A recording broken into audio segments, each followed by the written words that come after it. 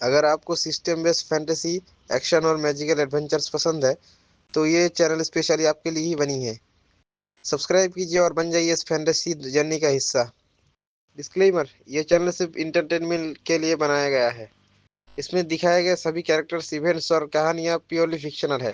Real life persons, जगह या event से कोई इसका संबंध नहीं है। हमारा मकसद सिर्फ आपको एक फैंटेसी एक्सपीरियंस और स्टोरी टेलिंग का मजा देना है। तो सब्सक्राइब कीजिए और हमारे ये फैंटेसी दुनिया का हिस्सा बन जाइए। जियांग हाओ ने फॉलन सिटी से शुरू करके आसपास के सभी कस्बों और शहरों का दौरा किया। उसने आसपास के गांवों में भी पूछताछ की। तर्कसंगत रूप से उसकी सौतेली माँ और उसके पिता इनमें से किसी एक स्थान पर होने चाहिए थे। हालांकि उसे वहां कुछ नहीं मिला। उसने सोचा था कि वह उनसे मिलकर सब कुछ हमेशा के लिए सुलझा लेगा। वह बस एक मौका चाहता था कि ठीक से विदाई ले सके। जब उसे 5 साल की उम्र में बेचा गया था तब उसके मन में केवल डर और आक्रोश ही था। उसने उन्हें अलविदा भी नहीं कहा था। उन्हें देखे हुए 17 साल बीत चुके थे। जियांग हाओ सबसे बुरे की कल्पना नहीं करना चाहता था। शायद वे किसी दूर शहर या कस्बे में चले गए हों। यह असंभव नहीं था। 17 साल में बहुत कुछ बदल सकता है। इसका ये भी अर्थ होगा कि जियांग हाओ अपने संप्रदाय में लौटने के बाद शायद उनसे फिर कभी न मिल पाए। वह कुछ वर्षों या शायद एक दशक तक संप्रदाय से बाहर नहीं निकल सकता था। तब तक शायद उनका देहांत हो जाए। अचानक होंग यूए की आवाज उसके कानों में सुनाई दी। जब आप एक गुप्त एजेंट के रूप में कुछ खोज निकालते हैं तो आपको बाहर निकलने के लिए तैयार रहना चाहिए। जियांग हाओ थोड़ा हैरान हुआ। उसने सिर हिलाया। अगर तुमने लापरवाही की तो इसके परिणाम भुगतने पड़ेंगे। होंग यूए ने जियांग हाओ को ठंडे लहजे में देखा। मैं समझ गया, जियांग हाओ ने कहा। चलो चलते हैं। होंग यूए ने एक कदम आगे बढ़ाया। एक कदम में ही पल भर में कई मील की दूरी तय हो जाती है। जियांग हाओ ने पीछे मुड़कर उस शहर पर एक नजर डाली जो उसकी नजरों से ओझल होने ही वाला था। उसने अपने विचारों को झटक दिया। चलो वापस चलते हैं। हेवनली अर्थ सिटी में चूचुवान अपने घर के पिछवाड़े में साधना का अभ्यास करता था। उसकी प्रतिभा औसत दर्जे की थी, इसलिए उसे अपने कौशल को निखारने में अधिक समय लगाने की आवश्यकता थी। 2 महीने से अधिक समय बीत चुका था और उसने अभी तक कोई खास प्रगति नहीं की थी। उस दौरान उन्होंने कुछ नई बातें सीखी, जैसे कि 100 दिन का भत्ता। यदि किसी व्यक्ति में कोई प्रतिभा थी तो वह 100 दिनों के बाद किसी संप्रदाय में शामिल हो सकता था। खेती करना इसलिए बेहतर था क्योंकि वह समय किसी की नींव स्थापित करने के लिए पर्याप्त था। हालांकि 2 महीने बीत चुके थे और वह अभी भी अपने शरीर में आध्यात्मिक ऊर्जा एकत्रित करने की कोशिश कर रहा था। ऐसा लग रहा था कि साधना के लिए आध्यात्मिक ऊर्जा का उपयोग करने में उसे काफी समय लगेगा। ईव चेन क्वान ने हार मानकर अपना सिर हिलाया। चूचुवान चिंतित था। क्या होगा अगर हेवनली नोट्स एक्ट उसे स्वीकार न करे? उसने सुना था कि हेवनली नोट्स एक्ट आसपास के सबसे शक्तिशाली संप्रदायों में से एक था। यह एक राक्षसी संप्रदाय भी था। उसने यह बात सीनियर चेन क्वान से सुनी थी। वह डरा हुआ था लेकिन उसने इसे जाहिर नहीं किया। चूचुवान ने आपात स्थिति के लिए एक नकली नाम भी तैयार कर रखा था। उसे नहीं पता था कि वे उसका असली नाम जानते हैं या नहीं। उसे अब इसकी परवाह भी नहीं थी। तुम अब भी साधना कर रहे हो मेरे युवा मित्र। चेन क्वान अंदर आया। सीनियर चेन, चूचुवान ने सम्मानपूर्वक उसका स्वागत किया। क्या सीनियर जियांग अभी तक नहीं लौटे? चेन क्वान ने उत्सुकता से पूछा। चूचुवान ने सिर हिलाया। कई लोगों ने उससे यही सवाल पूछा था। वह समझता था कि वे उससे ऐसा क्यों पूछ रहे हैं, लेकिन वह इस बारे में सोचने की हिम्मत नहीं कर पा रहा था। वह इस विचार को मन में लाना ही नहीं चाहता था कि जियांग हाओ ने उसे छोड़ दिया होगा। अगर यह सच होता तो उसे जीने का कोई ना कोई तरीका ढूंढना पड़ता। यही एक कारण था कि उसने अपना नकली नाम बनाया था। वरिष्ठ जियांग को किसी कारणवश देरी हो गई होगी, चेन क्वान ने आश्वस्त करने वाली मुस्कान के साथ कहा। अगर जियांग हाओ को लौटने में 1 साल भी लग जाता तो भी उसे लड़के की देखभाल करनी पड़ती। भगवान न करे अगर जियांग हाओ देर से पहुंचे और लड़के को उस जगह न देखे जहां उसने उसे छोड़ा था। चेन क्वान तो इसके बारे में सोचकर ही कांप उठा। चूचुवान जवाब देने ही वाली थी कि अचानक उसे चक्कर आया और वह गिर पड़ी। चेन क्वान घबरा गया और लड़के की मदद करने ही वाला था कि जियांग हाओ आकाश से नीचे उतरा। उसने चूचुवान को अपनी बाहों में उठाया और उड़ गया। उनकी देखभाल करने के लिए धन्यवाद सीनियर चेन। पिछवाड़े में उगी हुई जड़ी बूटियां आपके लिए एक उपहार हैं। चेन क्वान के जवाब देने से पहले ही जियांग हाओ नजरों से ओझल हो गया। जियांग हाओ हेवनली नोट्स एक्ट लौट आया। होंग यूए उसके साथ सेक्ट तक गई और फिर बिना किसी निशान के गायब हो गई। उस परिचित संप्रदाय को देखकर जियांग हाओ ने राहत की सांस ली। 2 महीने से अधिक समय के बाद वह आखिरकार वापस आ गया था। अभी कुछ दिन और बाकी थे। चूचुवान जाग उठा। जियांग हाओ को देखकर वह चौंक गया। तुम कौन हो? जियांग हाओ कुछ देर तक असमंजस में रहा, लेकिन फिर उसे समझ आ गया कि क्या हुआ था। होंग यूए की शक्ति समाप्त हो गई थी। जियांग हाओ ने उसके सवाल का जवाब नहीं दिया। मैं तुम्हें संप्रदाय में ले चलूंगा। यही तुम्हारा घर होगा। किसी को मत बताना कि तुम संप्रदाय में कैसे आए। बस इतना कहना कि मैं तुम्हें यहाँ लाया हूँ। किसी को भी ब्राइट मून संप्रदाय और उससे तुम्हारे संबंध के बारे में मत बताना। वैसे तो इसमें कोई समस्या नहीं होनी चाहिए थी, फिर भी चुपचाप रहना ही बेहतर था। जोखिम उठाना उचित था। ब्राइट मून संप्रदाय का यह एहसान भविष्य में जरूर काम आएगा। इसके अलावा बाहर किसी ने भी उसका असली रूप नहीं देखा था, इसलिए वह पहचाने जाने से बच सका। आप सीनियर जियांग हैं। चू चुवान को इस बात पर यकीन करना मुश्किल लग रहा था। मैं यहाँ कैसे आ गया? मैं तो घर के पीछे वाले आंगन में था। मेरा नाम जियांग हाओ है। आप मुझे सीनियर ब्रदर जियांग कह सकते हैं, जियांग हाओ ने कहा। अब मेरे पीछे आइए, मैं आपको अंदर ले चलता हूँ। याद रखिए, अपने आसपास के माहौल पर ज्यादा ध्यान दीजिए और कम बोलिए। इससे शायद आपकी जान बच जाए। जियांग हाओ लड़के को कानून प्रवर्तन कार्यालय ले गया। वह वहां अपने मिशन की पूर्ति की रिपोर्ट करने गया था। जुमोर ब्रोटनर जेलांग, क्या ये कोई विचलन नहीं है? काउंटर पर मौजूद व्यक्ति ने जियांग हाओ को असहाय होकर देखा। हम जिस व्यक्ति को ढूंढ रहे थे वह चूजी नाम की एक छोटी लड़की थी और आप उसे वापस ले आए। मैं चूजी को नहीं ला सका, लेकिन वह उसके साथ पला बड़ा है। वे रिश्तेदार हैं, कमोबेश। जूनियर ब्रदर जियांग, यह मिशन असफल रहा, काउंटर पर मौजूद व्यक्ति ने कहा। जियांग हाओ ने मन ही मनाह भरी। आप विफलता के जुर्माने के रूप में आत्मा पत्थरों का भुगतान कब करने की योजना बना रहे हैं? जियांग हाओ ने ज्यादा कुछ नहीं कहा और 1000 स्पिरिट स्टोन सौंप दिए। बाकी रकम मैं लगभग 3 महीने में चुका दूंगा। ठीक है, काउंटर पर खड़ी वरिष्ठ महिला ने कहा। ये लीजिए, आप ये रसीद रख सकते हैं। बड़ी बहन, क्या आप चाहती हैं कि मैं इस छोटी बहन के लिए कुछ व्यवस्था करूं? जियांग हाओ ने पूछा। हालांकि चू चुवान को समझ नहीं आ रहा था कि क्या हो रहा है, लेकिन उसे लगा कि चुप रहना ही सबसे अच्छा है। मुझे पूरा यकीन है कि तुम कोई ना कोई हल निकाल लोगे, छोटे भाई जियांग। जियांग हाओ ने सिर हिलाया। धन्यवाद। जियांग हाओ चू चुवान के साथ विधि प्रवर्तन कार्यालय से निकलकर टूटे दिलों की चट्टान की ओर चल पड़ा। उसने किसी से नए शिष्य के लिए आवश्यक सामग्री जुटाने को कहा। फिर वह अपने गुरु को ढूंढने गया। उसने अपने गुरु को अपनी वापसी और चू चुवान की स्थिति के बारे में बताया। अगर उसका मालिक उसे खानों में काम पर लगाकर दंडित करता है तो यह उसके लिए एक बोनस जैसा होगा। हालांकि उसके मालिक ने केवल तेजी से सिर हिलाया और कुछ नहीं कहा। जियांग हाओ अपने गुरु की चुप्पी का आदी हो चुका था। जियांग हाओ ने चू चुवान की ओर मुड़कर कहा कि अगर उसे मदद की जरूरत हो तो वह उसे स्पिरिट हर्ब गार्डन में मिल सकता है। इसके बाद जियांग हाओ अपने घर लौट गया। जियांग हाओ ने अपने आंगन में पहुंचकर आह भरी। वह 3 महीने से वापस नहीं आया था, लेकिन ये जगह अभी भी वैसी ही थी जैसी उसने छोड़ी थी। आसपास की सरनी संरचनाओं में कोई समस्या नहीं थी। अंदर प्रवेश करने के बाद उसने स्वर्गीय सुगंधदार फूल देखा। वह पहले से भी लंबा हो गया था। आंगन में सुगंध फैल गई और आध्यात्मिक ऊर्जा और भी सघन हो गई। कमल के फूल भी खूब खिल रहे थे। लगता है मेरी अनुपस्थिति में भी आत्मा रूपी जानवर ने अपनी सक्रियता नहीं छोड़ी है। जियांग हाओ हंस पड़ा। वह अमर आड़ू के पेड़ की ओर चल पड़ा। वह पेड़ बहुत बदल गया था। अब उस पर फल लगे हुए थे। उसने एक आड़ू तोड़ा और उसे खाया। वह रसीला और स्वादिष्ट था, लेकिन ये तो बस साधारण आड़ू थे। जियांग हाओ ने पेड़ पर दैनिक मूल्यांकन सक्रिय कर दिया। अमरता आड़ू वृक्ष, ये प्राचीन दिव्य वृक्ष अमरता आड़ू वृक्ष से संबंधित है। इसमें दिव्य वृक्ष के गुणों का अंश होता है और इसका फल मीठा और सुगंधित होता है। यदि वृक्ष पर फल लगा हो और उसके चारों ओर 4900 आध्यात्मिक पत्थरों का उपयोग करके आध्यात्मिक एकत्रण सरणी स्थापित की जाए तो ये दिव्य वृक्ष के गुणों के अंश को सक्रिय कर सकता है और एक अवतार को सक्रिय कर सकता है। 9 अवतारों के बाद यह एक दिव्य वृक्ष बन जाएगा। किसी दिव्य वस्तु के साथ रहने से साधना में सफलता प्राप्त करना आसान हो जाता है। जियांग हाओ थोड़ा हैरान था। उसे 4900 आध्यात्मिक पत्थरों की जरूरत थी और पेड़ के पहले अवतार को प्राप्त करने के लिए उसे एक फल छोड़ना था। अगर पेड़ पर फल नहीं होते तो क्या उसे अगले साल तक इंतजार करना पड़ता? वह एक और साल इंतजार नहीं करना चाहता था, इसलिए उसने जल्द से जल्द 4900 स्पिरिट स्टोन बचाने का फैसला किया। मैंने सोचा था कि मैं अमीर हूं, लेकिन ऐसा लगता है कि मेरे आधे स्पिरिट स्टोन स्पिरिट बीस्ट को और बाकी आधे पेड़ को चले जाएंगे। सौभाग्यवश उन्हें लॉ एनफोर्समेंट हॉल को मुआवजा सौंपने की कोई जल्दी नहीं थी। ऐसा नहीं था कि उसके पास पर्याप्त स्पिरिट स्टोन नहीं थे, लेकिन उसे चिंता थी कि उन सभी को एक साथ सौंपने से अवांछित ध्यान आकर्षित हो सकता है। जुर्माना थोड़ा थोड़ा करके देना ज्यादा सुरक्षित था। अगर दूसरों को इसके बारे में पता चल जाता तो वे सिर्फ खुश होते। जियांग हाओ आड़ू खाते हुए आंगन के एक कोने में चला गया। उसने टूटी हुई अर्धचंद्राकार तलवार निकाली और उसे मिट्टी में गाड़ दिया। उसे उम्मीद थी कि राक्षसी उसकी दूसरी तलवारों की तरह इसे भी नहीं चुरा लेगी। उसके बाद वह अपने घर में चला गया। वहां सब कुछ सामान्य था। जियांग हाओ अपनी बालकनी में गए और अपने घर के पास स्थित नदी को देखने लगे। अमरता आड़ू के पेड़ से किस प्रकार के बुलबुले निकलेंगे, सुनहरे या बैंगनी? यदि यह आत्मा जानवर की वंश परंपरा के समान होता तो यह सुनहरा हो सकता था। फिलहाल पेड़ काफी साधारण था। सबसे अच्छा होता अगर उससे सोने का बुलबुला निकलता। हालांकि अगर सोने का बुलबुला नहीं निकलता तो वह बैंगनी बुलबुले से भी खुश हो जाता।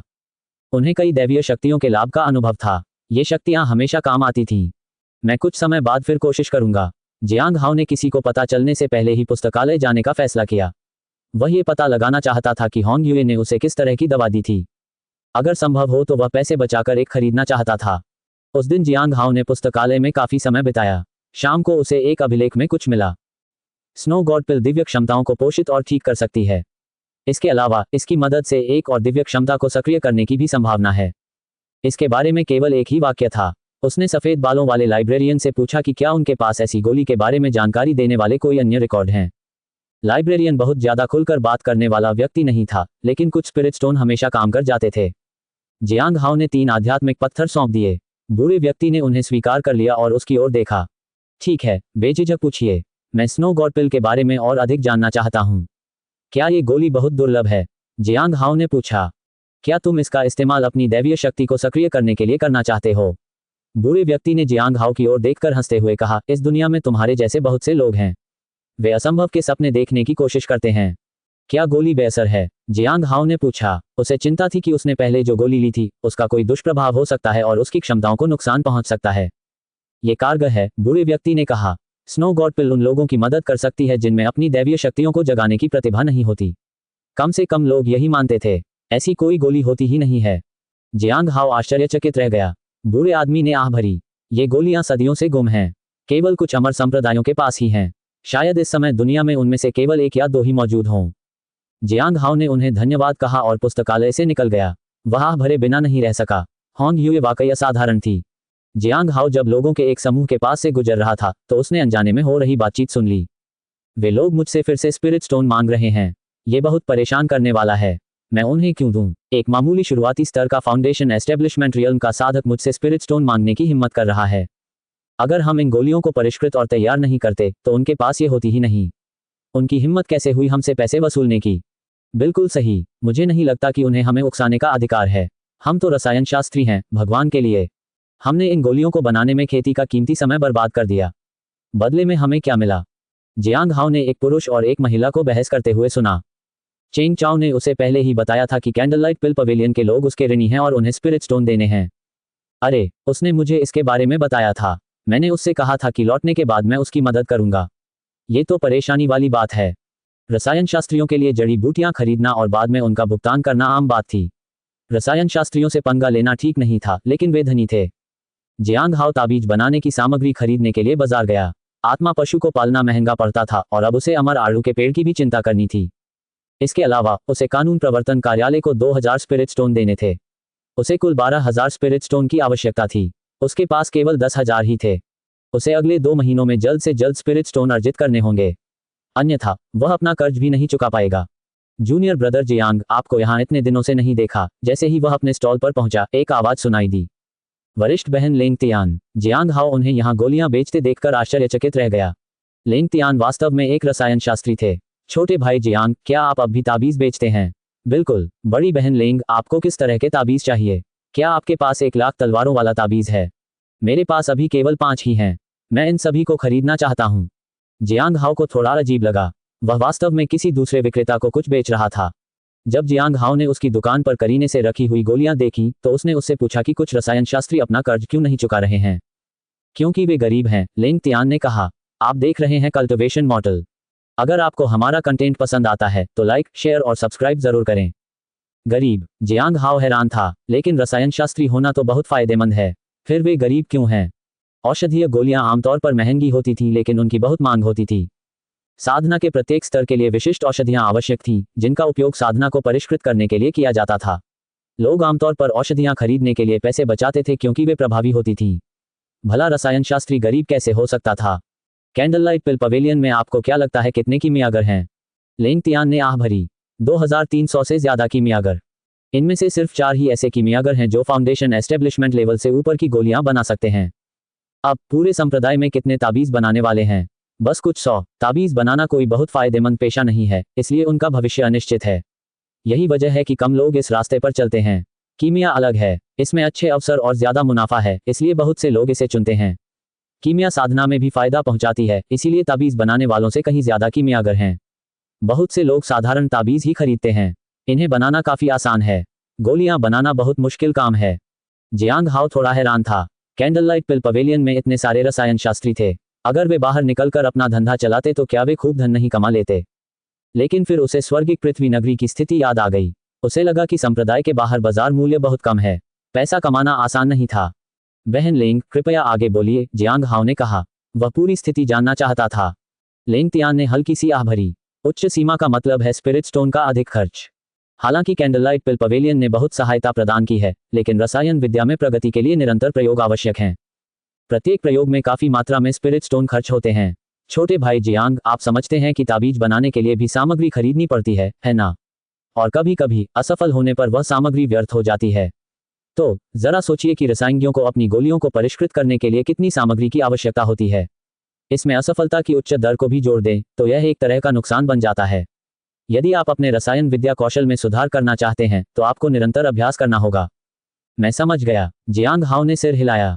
इसी वजह से उसने रसायन शास्त्री बनने का सपना छोड़ दिया था। धीमी प्रगति, भारी निवेश और प्रतिभा की आवश्यकता।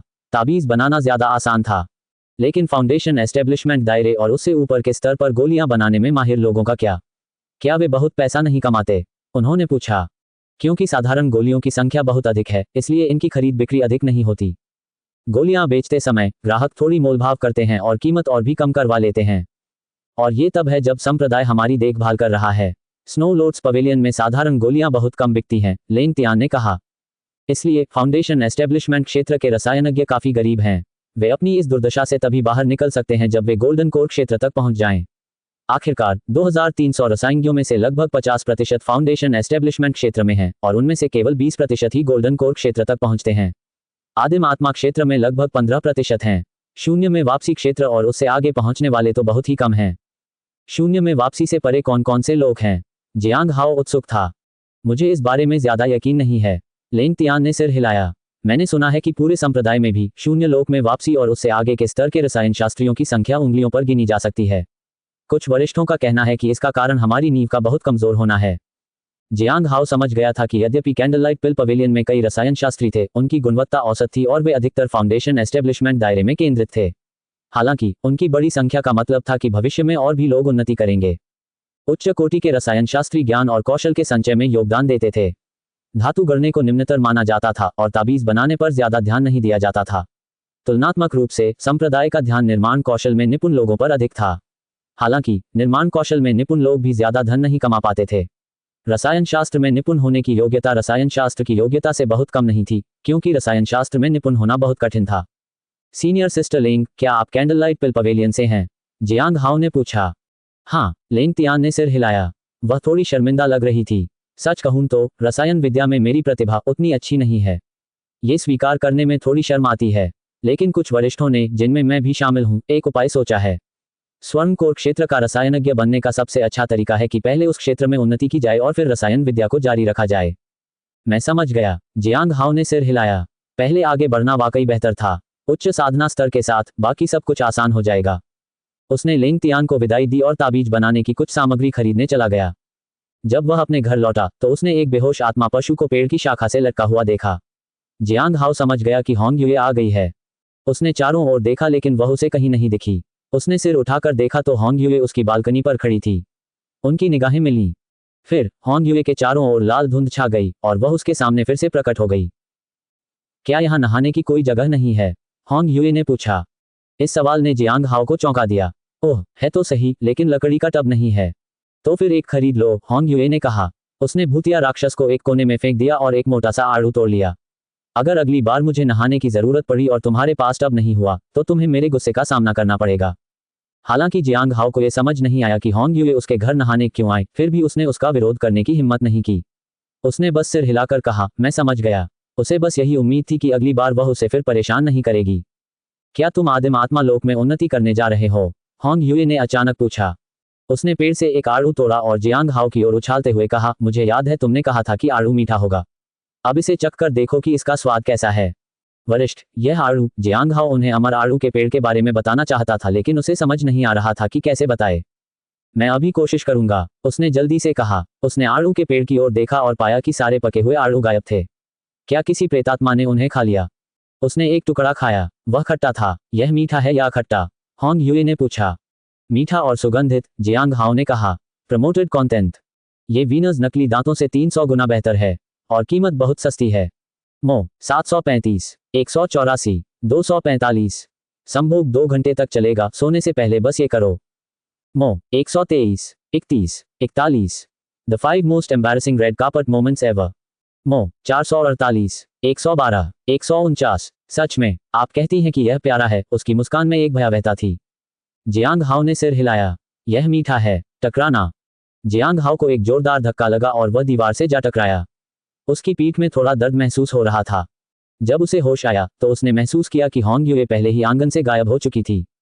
कुछ ही देर में एक मधुर आवाज उसके कानों में गूंजी। मैं तुम्हें मुफ्त में काम नहीं करने दूंगा। मैंने तुम्हारी मेज पर कुछ चीजें छोड़ी हैं।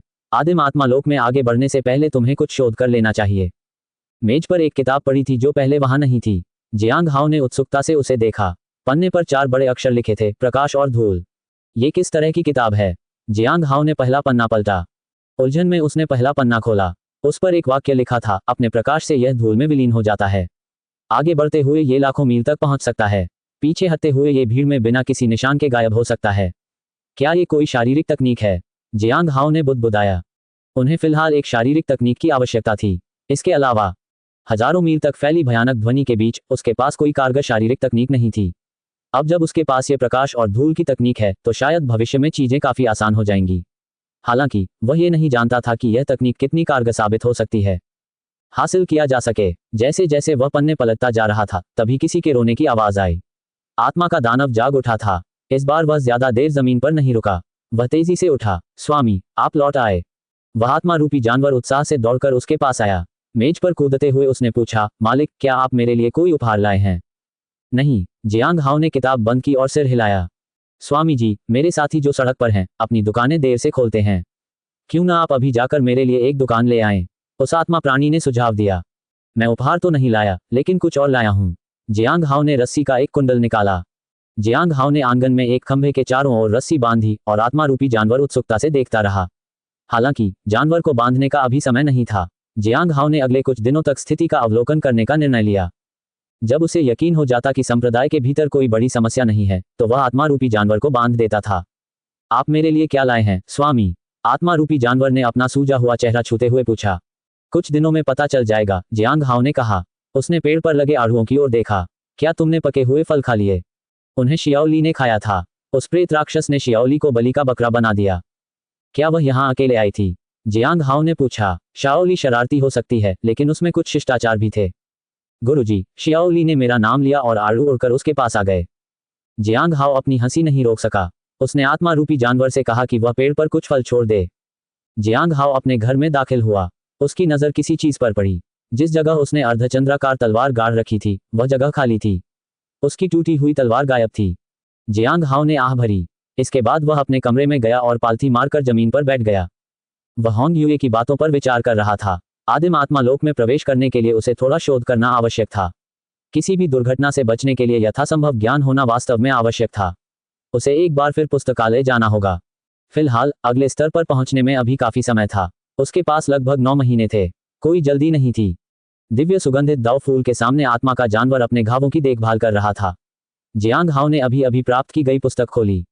उसने योजना बनाई थी कि गहन अध्ययन करने से पहले वह इसे एक बार पूरा पढ़ लेगा। आधी रात को जियांग हाओ ने फ्राउनिंग हुए किताब बंद कर दी। उन्हें यह बात बिल्कुल समझ नहीं आई। ये साधना तकनीक कठिन और समझने में जटिल थी। वह केवल इसके सार को ही मोटे तौर पर समझ पाया।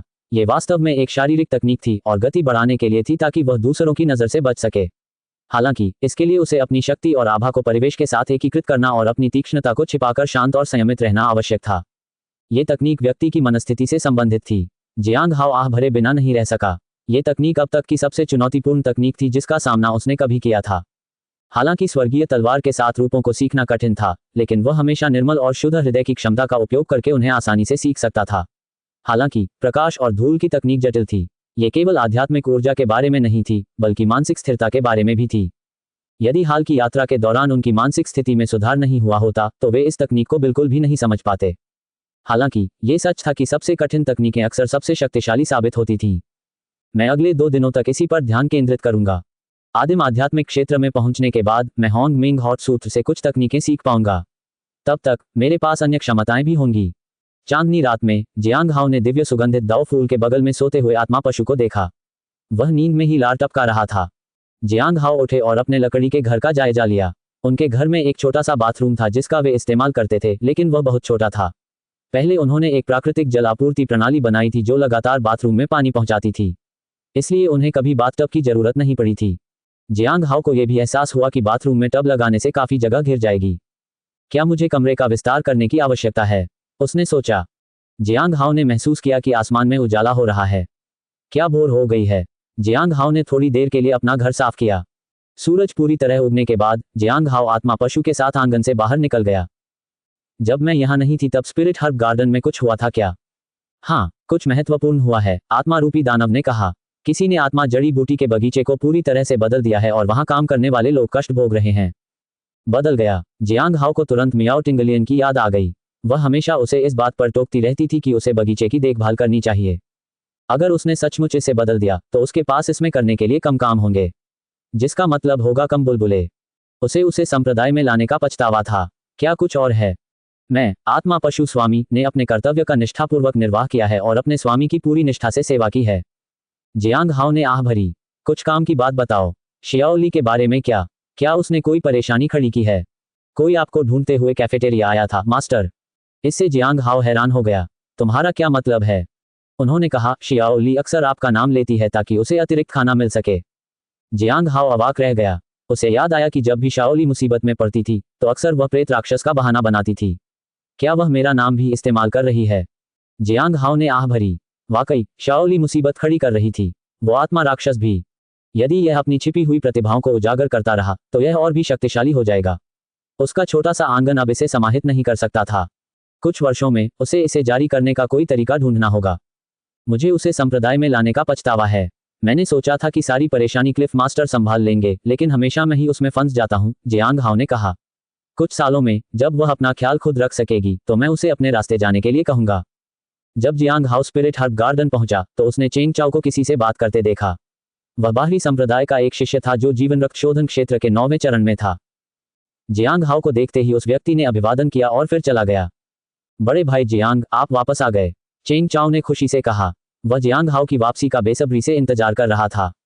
जब स्पिरिट हर्ब गार्डन पर अन्य आंतरिक संप्रदाय के शिष्यों का कब्जा हो गया तो वह थोड़ा असहज महसूस करने लगा। उसे डर था कि कहीं वह खुद निशाना न बन जाए। ये 3 महीने उनके लिए अच्छे नहीं रहे क्योंकि गार्ड लगातार बदलते रहते थे। शुरुआत में सीनियर सिस्टम मियाओ टिंगलियन का काम अच्छा चल रहा था, लेकिन स्पिरिट हर्ब गार्डन के जीर्णोद्धार के बाद वह कुछ अन्य काम करने के लिए चली गई थी। अन्य आंतरिक संप्रदाय के शिष्य बगीचे की देखभाल करने के इच्छुक नहीं दिख रहे थे। अगर चेंग चाओ ने लापरवाही की तो उन्हें उनके गुस्से का सामना करना पड़ेगा। किसी की भी बोलने की हिम्मत नहीं हुई। जियांग हाओ ने देखा कि बगीचे में कई लोग नाखुश दिख रहे थे। वे सभी चिंतित थे। यदि केवल गोल्डन कोर दायरे के वरिष्ठ ही उद्यान का निरीक्षण करने आते तो समस्याएं कम होती। हालांकि आमतौर पर फाउंडेशन एस्टेब्लिशमेंट दायरे के वरिष्ठ ही उद्यान का निरीक्षण करने आते थे। वे असहनीय थे। उस आत्मा रूपी राक्षस की एक बात सही थी, ये लोग वाकई कष्ट झेल रहे थे। जियांग हाओ ने आह भरी। क्या वह भी जीवन और मृत्यु के बीच जूझ नहीं रहा था? स्पिरिट हर्ब गार्डन में कुछ चल रहा है क्या? जियांग हाओ ने बगीचे में घूमते हुए पूछा। बगीचे का कायापलट हो चुका था और कुछ कृषि पद्धतियां भी बदल गई थीं। उसे इन पद्धतियों से परिचित होना आवश्यक था। उसे जितना डर था उतने बुलबुले आसपास नहीं थे। बस कुछ कुछ बुलबुले थे। कम से कम इतना तो था कि कुछ था ही नहीं। कल से वह फिर से लगातार बुलबुले जमा करना शुरू कर देगा। इससे उसकी वृद्धि में तेजी आएगी। यह मामला कैंडललाइट पिल पवेलियन से जुड़ा है, चेंग चाओ ने कहा। कुछ रसायनशास्त्री उन परिपक्व जड़ी बूटियों को लेना चाहते हैं जिन्हें उन्होंने हमारी देखरेख में सौंपा था। वे उन्हें मुफ्त में वापस ले जाना चाहते हैं और बाद में भुगतान करना चाहते हैं। क्या इस तरह की घटना पहले भी हुई है? जियांग हाओ ने पूछा। ऐसा पहले भी हुआ है, लेकिन इस साल स्थिति और भी खराब है। ऐसा लगता है कि वे जानबूझकर ऐसा कर रहे हैं, चेंग चाओ ने कहा। क्यों न उन्हें ये जादुई जड़ी बूटियां न दी जाएं? जियांग हाओ ने पूछा। खैर, चेंग चाओ हिचकिचाया। कैंडललाइट पिल पवेलियन एक एकजुट स्थान है। उनमें से कुछ को नाराज करने का मतलब है वहां के सभी लोगों को नाराज करना। बहुत कम लोग ऐसा जोखिम उठाने को तैयार हैं। अगर कोई ऐसा करता है तो हम सभी निशाने पर आ जाएंगे। हम संप्रदाय में दुश्मन पैदा करने का जोखिम नहीं उठा सकते। जियांग हाओ हैरान रह गया। आप देख रहे हैं कल्टिवेशन मॉडल। अगर आपको हमारा कंटेंट पसंद आता है तो लाइक, शेयर और सब्सक्राइब जरूर करें। चेंग चाओ की बातें सुनने के बाद जियांग हाओ को महसूस हुआ कि कितना तनाव है। कैंडललाइट पिल पवेलियन स्पिरिट हर्ब गार्डन और उसके कर्मचारियों का प्रदर्शन कर रहा था। संप्रदाय में रसायन शास्त्रियों का दर्जा वास्तव में बहुत ऊंचा था, खासकर इसलिए कि वे एकजुट होना और अपने लाभों का उपयोग करना जानते थे। एक बार निशाना बन जाने पर खतरा कहीं अधिक बढ़ जाता। हालांकि वह ये जानना चाहता था कि candlelight pill pavilion Cliff of broken hearts को क्यों निशाना बना रहा था। जियांग हाओ शांत रहा। अगर हम जड़ी बूटियां न पहुंचाएं तो क्या होगा? खैर, हमें जगह तो छोड़नी ही पड़ेगी। जड़ी बूटियों की रखवाली करनी होगी और उनकी देखभाल करनी होगी। वे हमें मजबूर नहीं करेंगे, लेकिन हमें नुकसान तो उठाना ही पड़ेगा। देरी के कारण वे हमें भुगतान करने से इनकार भी कर सकते हैं। पहले इस समस्या का समाधान कैसे हुआ था? जियांग हाओ ने पूछा। कर्ज चुकाने के बदले हमें घटिया गोलियां मिली, चेंग चाओ ने कहा। लेकिन उन गोलियों का एक बैच बेचना मुश्किल था क्योंकि संप्रदाय में कोई भी उन्हें खरीदना नहीं चाहता था। हम उन्हें केवल संप्रदाय के बाहर ही बेच सकते हैं। जियांग हाओ ने सिर हिलाया। अगर कैंडललाइट पिल पवेलियन स्पिरिट स्टोन के बजाय घटिया गोलियों से भुगतान करना चुनता है तो स्पिरिट हर्ब गार्डन को नुकसान होगा। पहले तो कोई समस्या नहीं थी, तो अब क्यों नहीं हो रही? जियांग हाओ ने पूछा। ये रकम थोड़ी ज्यादा है, चेंग चाओ ने कहा। कितने? जियांग हाओ ने पूछा। 3700 आध्यात्मिक पत्थर। जियांग हाओ आश्चर्यचकित था। दोनों पक्षों के बीच गतिरोध का होना कोई आश्चर्य की बात नहीं थी। लगभग 4000 आध्यात्मिक पत्थर थे। जियांग हाओ को याद आया कि पिछली बार जब उसने स्वर्गिक आनंद मंडप को जुर्माना अदा किया था तो उस पैसे को इकट्ठा करने में उसे 3 महीने लग गए थे। कई संप्रदाय मिशन स्वीकार करने के बाद भी उतनी राशि अर्जित करना मुश्किल होगा। यह इतना ऊंचा क्यों है? जियांग हाओ ने पूछा। फाउंडेशन एस्टेब्लिशमेंट रियल्म का कोई कीमियागर इतनी रकम वहन नहीं कर सकता था। ये सिर्फ एक व्यक्ति नहीं बल्कि 6 लोग हैं, चेंग चाओ ने कहा।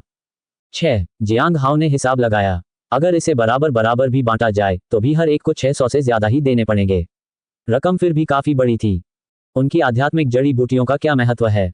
जियांग हाओ ने पूछा। 14000 आध्यात्मिक पत्थर, चेंग चाओ ने कहा।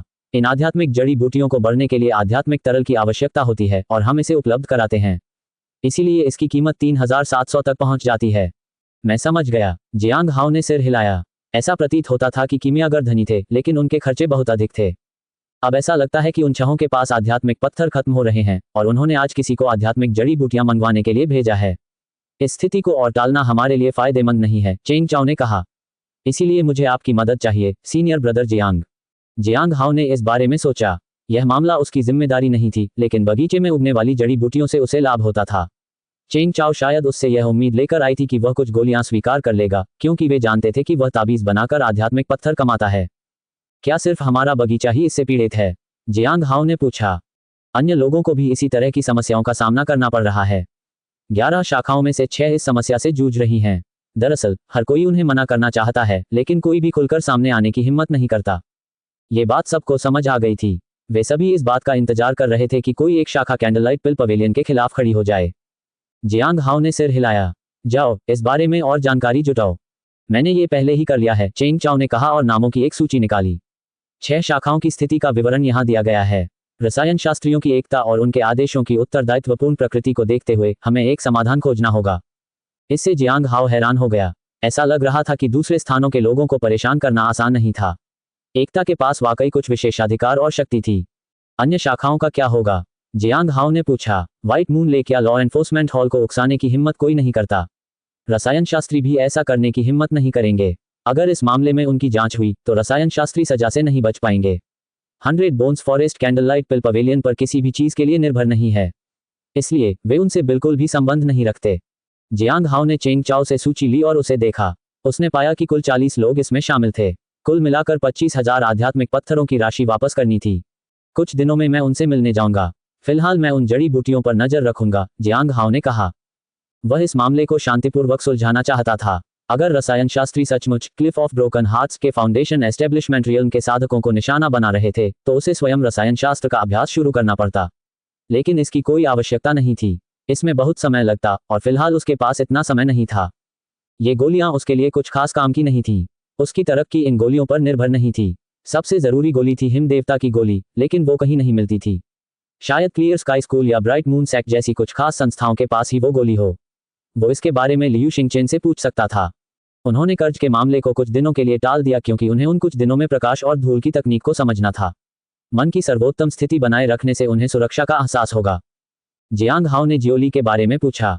छोटी बहन शियाओली लालची होती जा रही है। कैंटीन में आपसे बात करनी है, बड़े भाई जियांग, चेंग चाओ ने कहा। और कोई समस्या नहीं है। छोटी बहन शियाओली ज्यादातर समय बगीचे में आत्मा राक्षस के साथ खेलती रहती है। उसे पढ़ाने वाले वरिष्ठों ने तो उससे पूरी तरह से उम्मीद ही छोड़ दी है। जियांग हाओ ने आह भरी। मैं बाद में कैफेटेरिया जाऊंगा। हे आत्मा रूपी जानवर, क्या तुमने आज भी बड़े भाई जियांग के आड़ू तोड़े? एक आवाज ने पूछा। तुमने क्या कहा? उस आत्मा रूपी प्राणी ने धार्मिक भाव से कहा। मैं कभी ऐसा काम नहीं करता।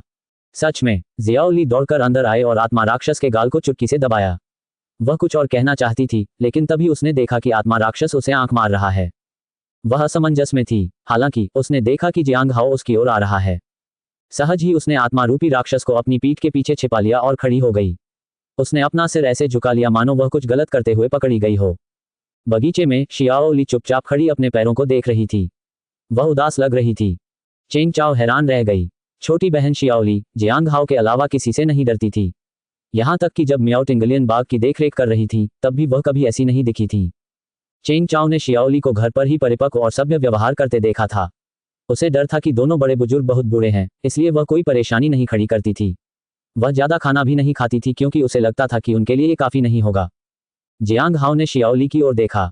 क्या तुमने खाना खा लिया है? जियो ली ने सिर हिलाया। मैंने सुना है कि तुम आजकल अपनी पढ़ाई और साधना को लेकर गंभीर नहीं हो रहे हो, जियांग हाओ ने कहा। हाँ, जियाओ ली ने धीमी आवाज में कहा। जानवर, जियांग हाओ ने पुकारा। गुरुजी, मैं यहाँ हूँ। आत्मा रूपी जानवर शियाओली के कंधों पर कूद गया। तुम दोनों के लिए मेरे पास एक मिशन है, जियांग हाओ ने शांत भाव से कहा। बाहरी संप्रदाय में एक नया शिष्य आया है। उसका नाम चुचुवान है। तुम्हें हर हफ्ते उससे मिलने जाना होगा। हम उसका परीक्षण कैसे करेंगे? जियाओ ली ने पूछा।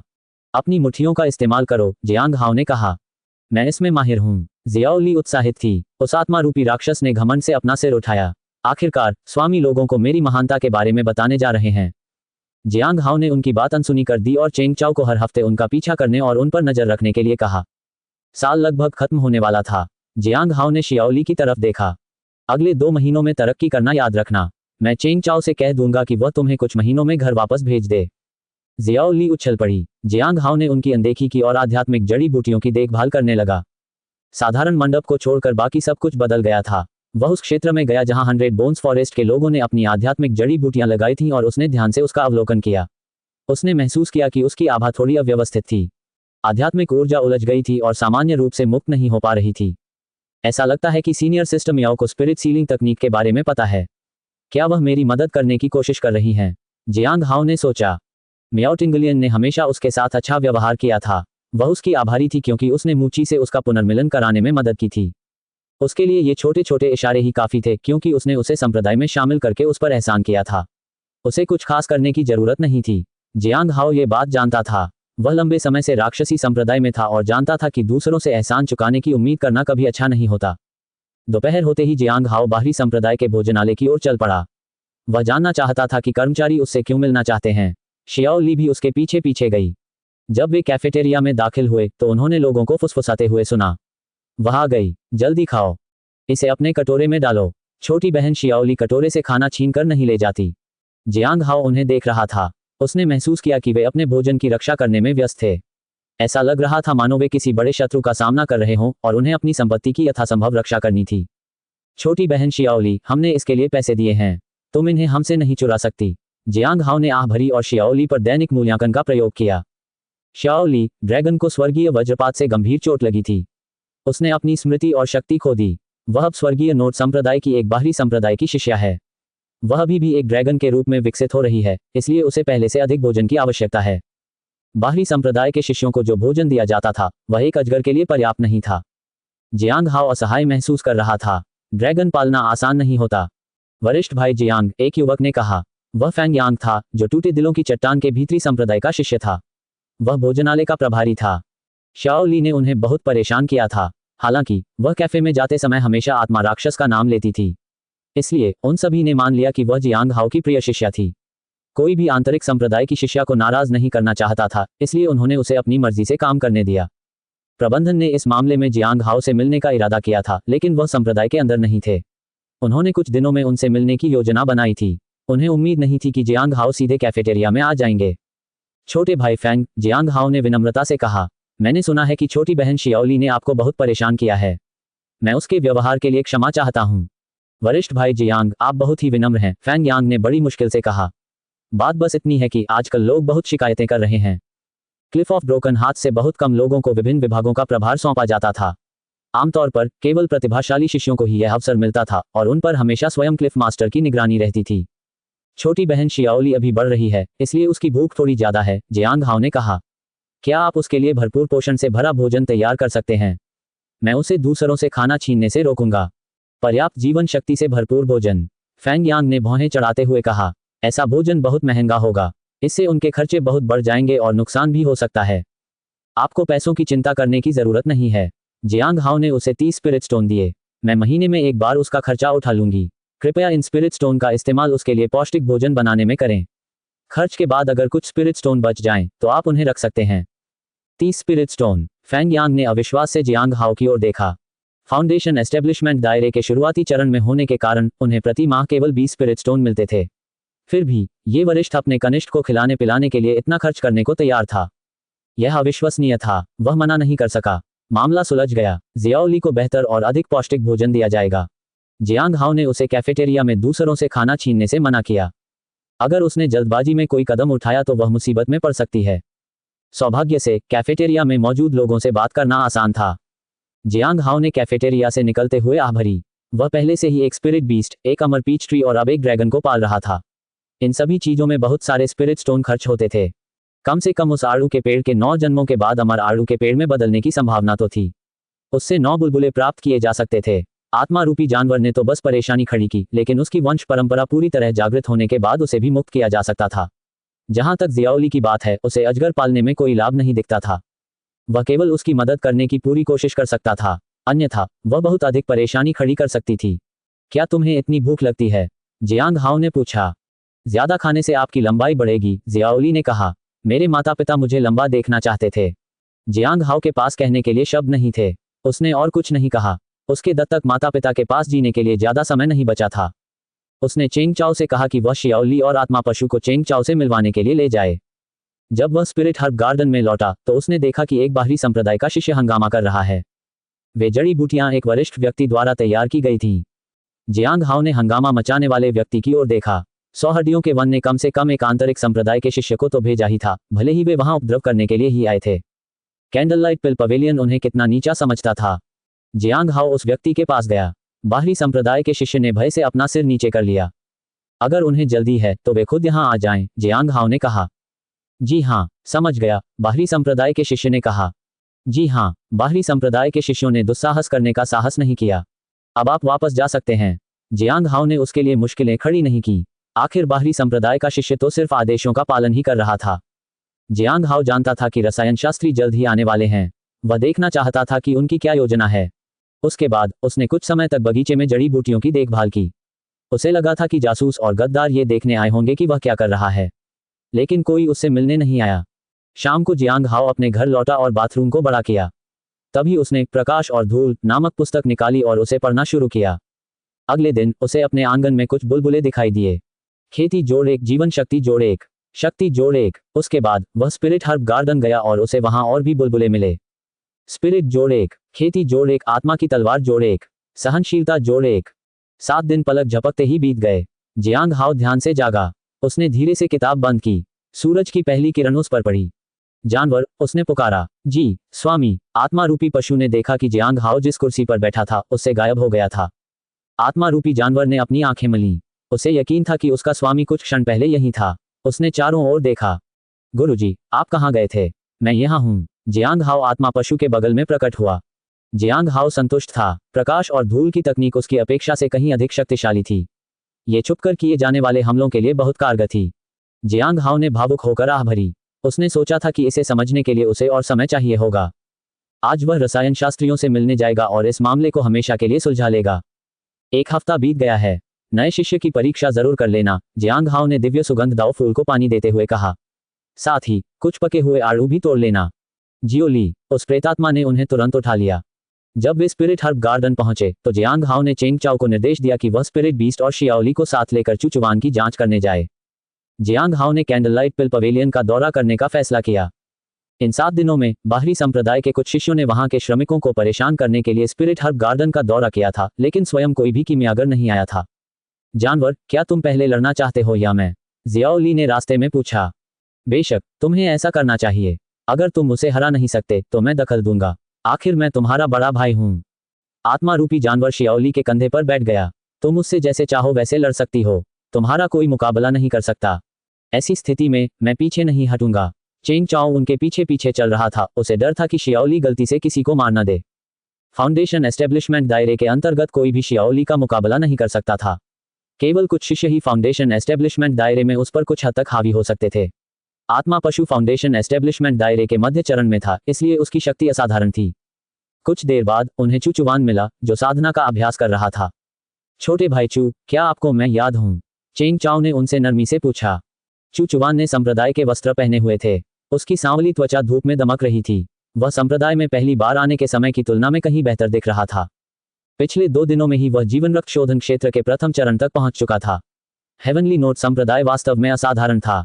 यहाँ की आध्यात्मिक ऊर्जा इतनी सघन थी कि इससे उसे साधना में सहायता मिली। जब उसने चेंग चाओ को अपनी ओर आते देखा तो उसने आदरपूर्वक झुककर प्रणाम किया। नमस्कार सीनियर ब्रदर चेंग, बेशक मुझे आप याद हैं। वह जानता था कि चेंग चाओ जीवन रक्त शोधन क्षेत्र के 9वें चरण में था। उसने किसी भी तरह से उसका अनादर करने की हिम्मत नहीं की। आज हम आपकी प्रगति का परीक्षण करने आए हैं। आपकी प्रतिद्वंदी है जूनियर सिस्टर शियाओली, चेंग चाओ ने मुस्कुराते हुए कहा। जूनियर सिस्टर शियाओली भी जीवन रक्त शोधन क्षेत्र के पहले चरण में है, लेकिन उनकी शक्ति असाधारण है, इसलिए सावधान रहें। समझ गया। चूचुवान परीक्षा देने के लिए उत्साहित था। जीवन रक्त शोधन क्षेत्र के पहले चरण तक पहुंचने के बाद उसे थोड़ा आत्मविश्वास आ गया था। वह खुद को परखना भी चाहता था। उसने शियाओली की ओर देखा। चूंकि वह एक लड़की थी, इसलिए उसने उसके साथ नरमी बरतने का फैसला किया। क्या हमें शुरू करना चाहिए? जियाओ ली ने पूछा। हाँ, चूचुवान ने सिर हिलाया। वह अपनी प्रतिद्वंदी की ताकत परखने के लिए उसका अवलोकन कर रहा था। वह अभी भी इस बारे में सोच ही रहा था कि अगली चाल क्या चले। तभी बूम! चूचुवान को लगा जैसे उसका सिर सुन्न हो गया हो, फिर वह दर्द से कराह उठा। जोरदार आवाज के साथ वह जमीन पर औंधे मुंह गिर पड़ा। क्या ये जीवन रक्त शोधन क्षेत्र का पहला चरण है? चूचुवान ने कुछ देर तक संघर्ष किया और फिर बड़ी मुश्किल से उठ खड़ा हुआ। उसके होंठ पर चोट लगी थी और गाल छिल गया था। उसने अविश्वास भरी निगाहों से शियाओली को देखा। उसका आत्मविश्वास चकनाचूर हो गया था। हालांकि वह हार मानने को तैयार नहीं था।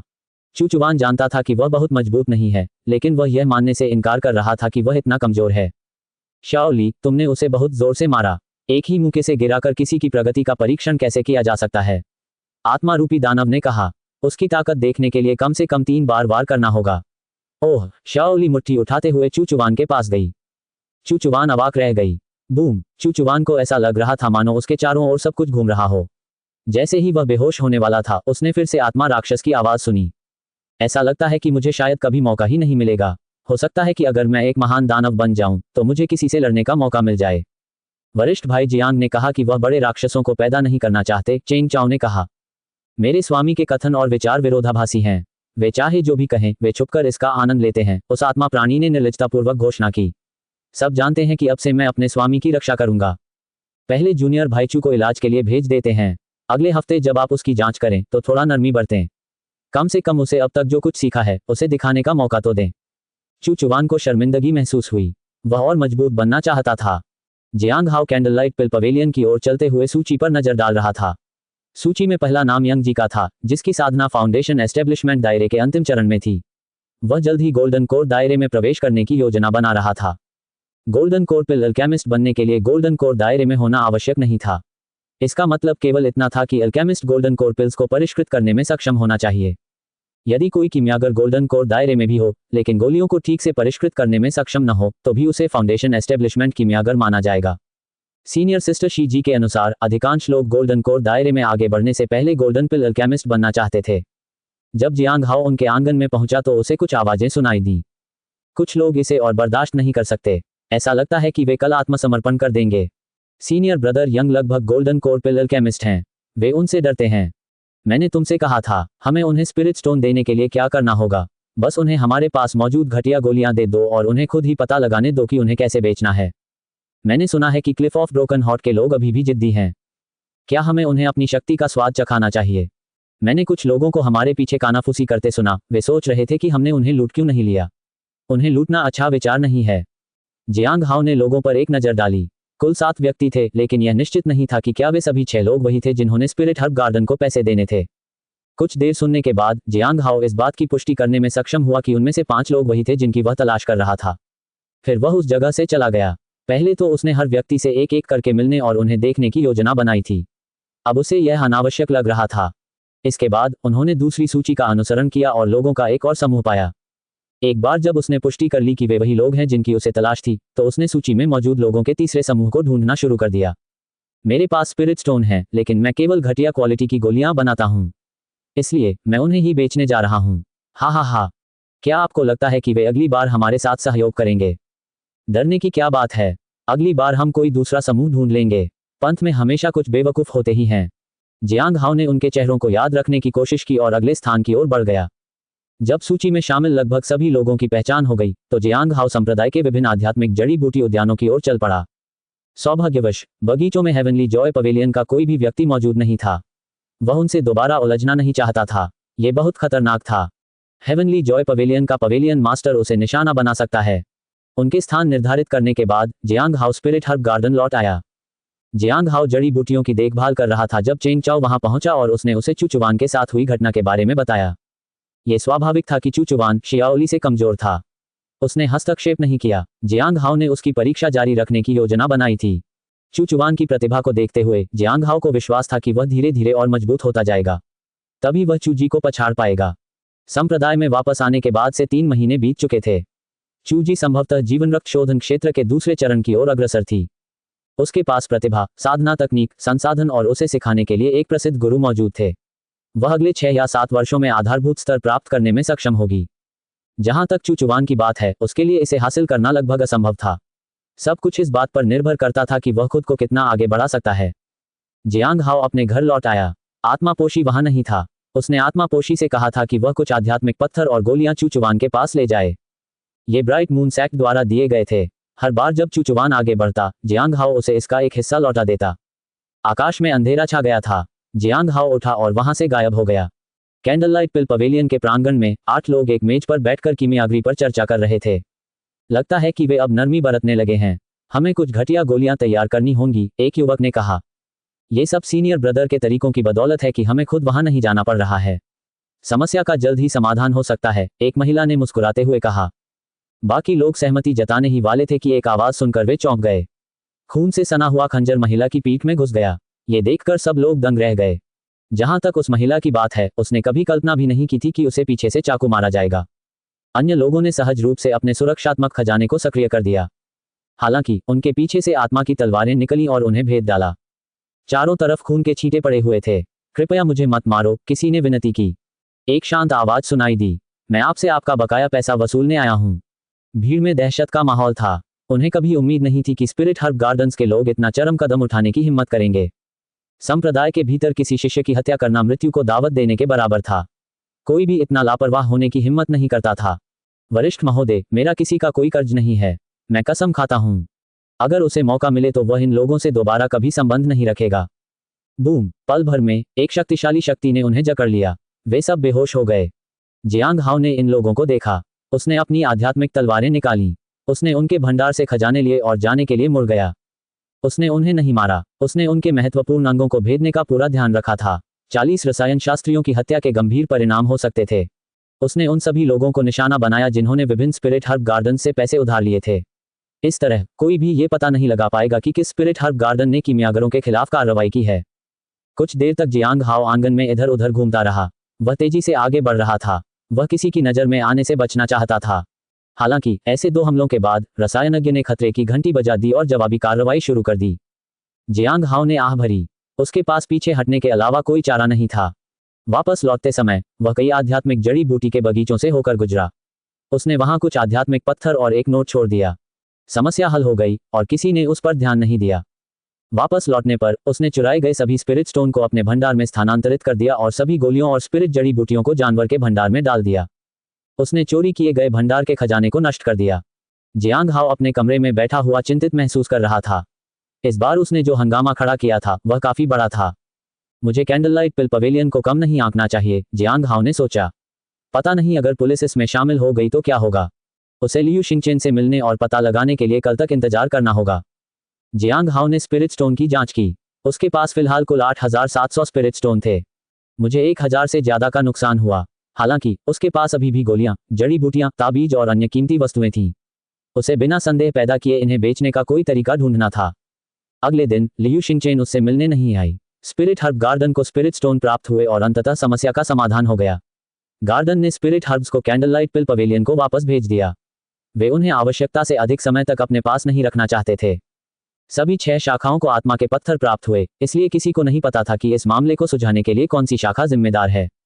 अगर रसायन शास्त्री एकजुट भी हो जाते तो भी वे एक ही समय में 6 शाखाओं के लोगों को निशाना बनाने की हिम्मत नहीं करते। ऐसा करना आत्मघाती होता। तीसरे दिन जियांग हाओ ने आखिरकार लियू शिंगचेन को देखा। उसकी आभा फिर से बदल गई थी।